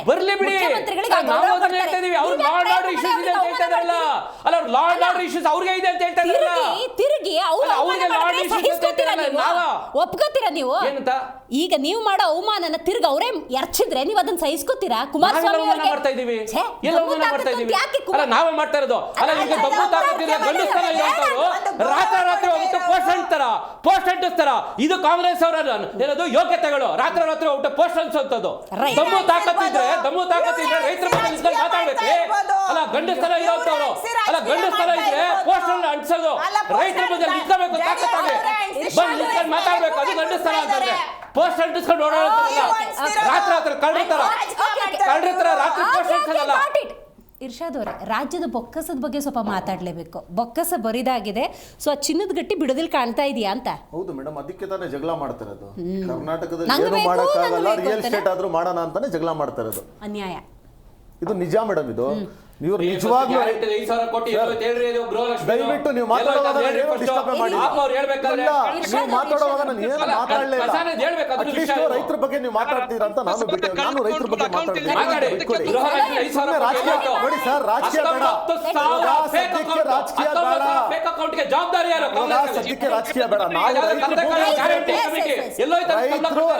ಭೂಮಿ ಉಳಿಸ್ಬೇಕು, ಅದ್ರ ಬಗ್ಗೆ ಮಾತಾಡೋಣ. ಆ ಗ್ಯಾರಂಟಿ ಬಗ್ಗೆ ಮಾತಾಡಕ್ಕೆ ಇನ್ನೊಂದ್ ದಿವಸ ಇರುತ್ತೆ, ಅವಾಗ ಮಾತಾಡೋಣ.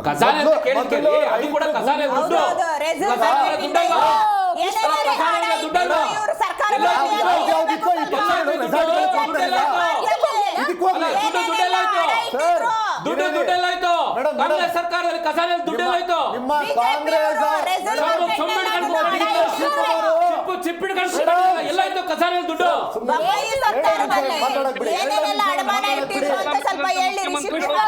ಕಾಂಗ್ರೆಸ್ ಸರ್ಕಾರದಲ್ಲಿ ದುಡ್ಡೆಲ್ಲ ಚಿಪ್ಪು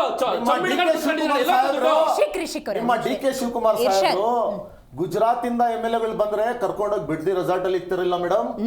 ಈ ವಿಧಾನಸೌಧದಲ್ಲಿ 1,000 ರೈತರು ಬಂದ್ರೆ ಜಾಗ ಇಲ್ಲ, ನೀವು ರೈತರಿರೋ ಜಾಗದಲ್ಲಿ ಹೋಗಕ್ಕಾಗಲ್ಲ. ದಯವಿಟ್ಟು ಅದೇ ಬಿಡದಿಯಲ್ಲಿ ರೆಸಾರ್ಟ್ ಅಲ್ಲಿ ಒಂದ್ ಡೇಟ್ ಫಿಕ್ಸ್ ಮಾಡ್ಬಿಟ್ಟು ರೈತರಿಗೆ ಅಲ್ಲೇ ಕರ್ಕೊಳ್ಳಿ ಮೇಡಮ್. ಅಲ್ಲೇ ಕ್ಲಿಯರ್ ಆಗ್ಬಿಡುತ್ತೆ.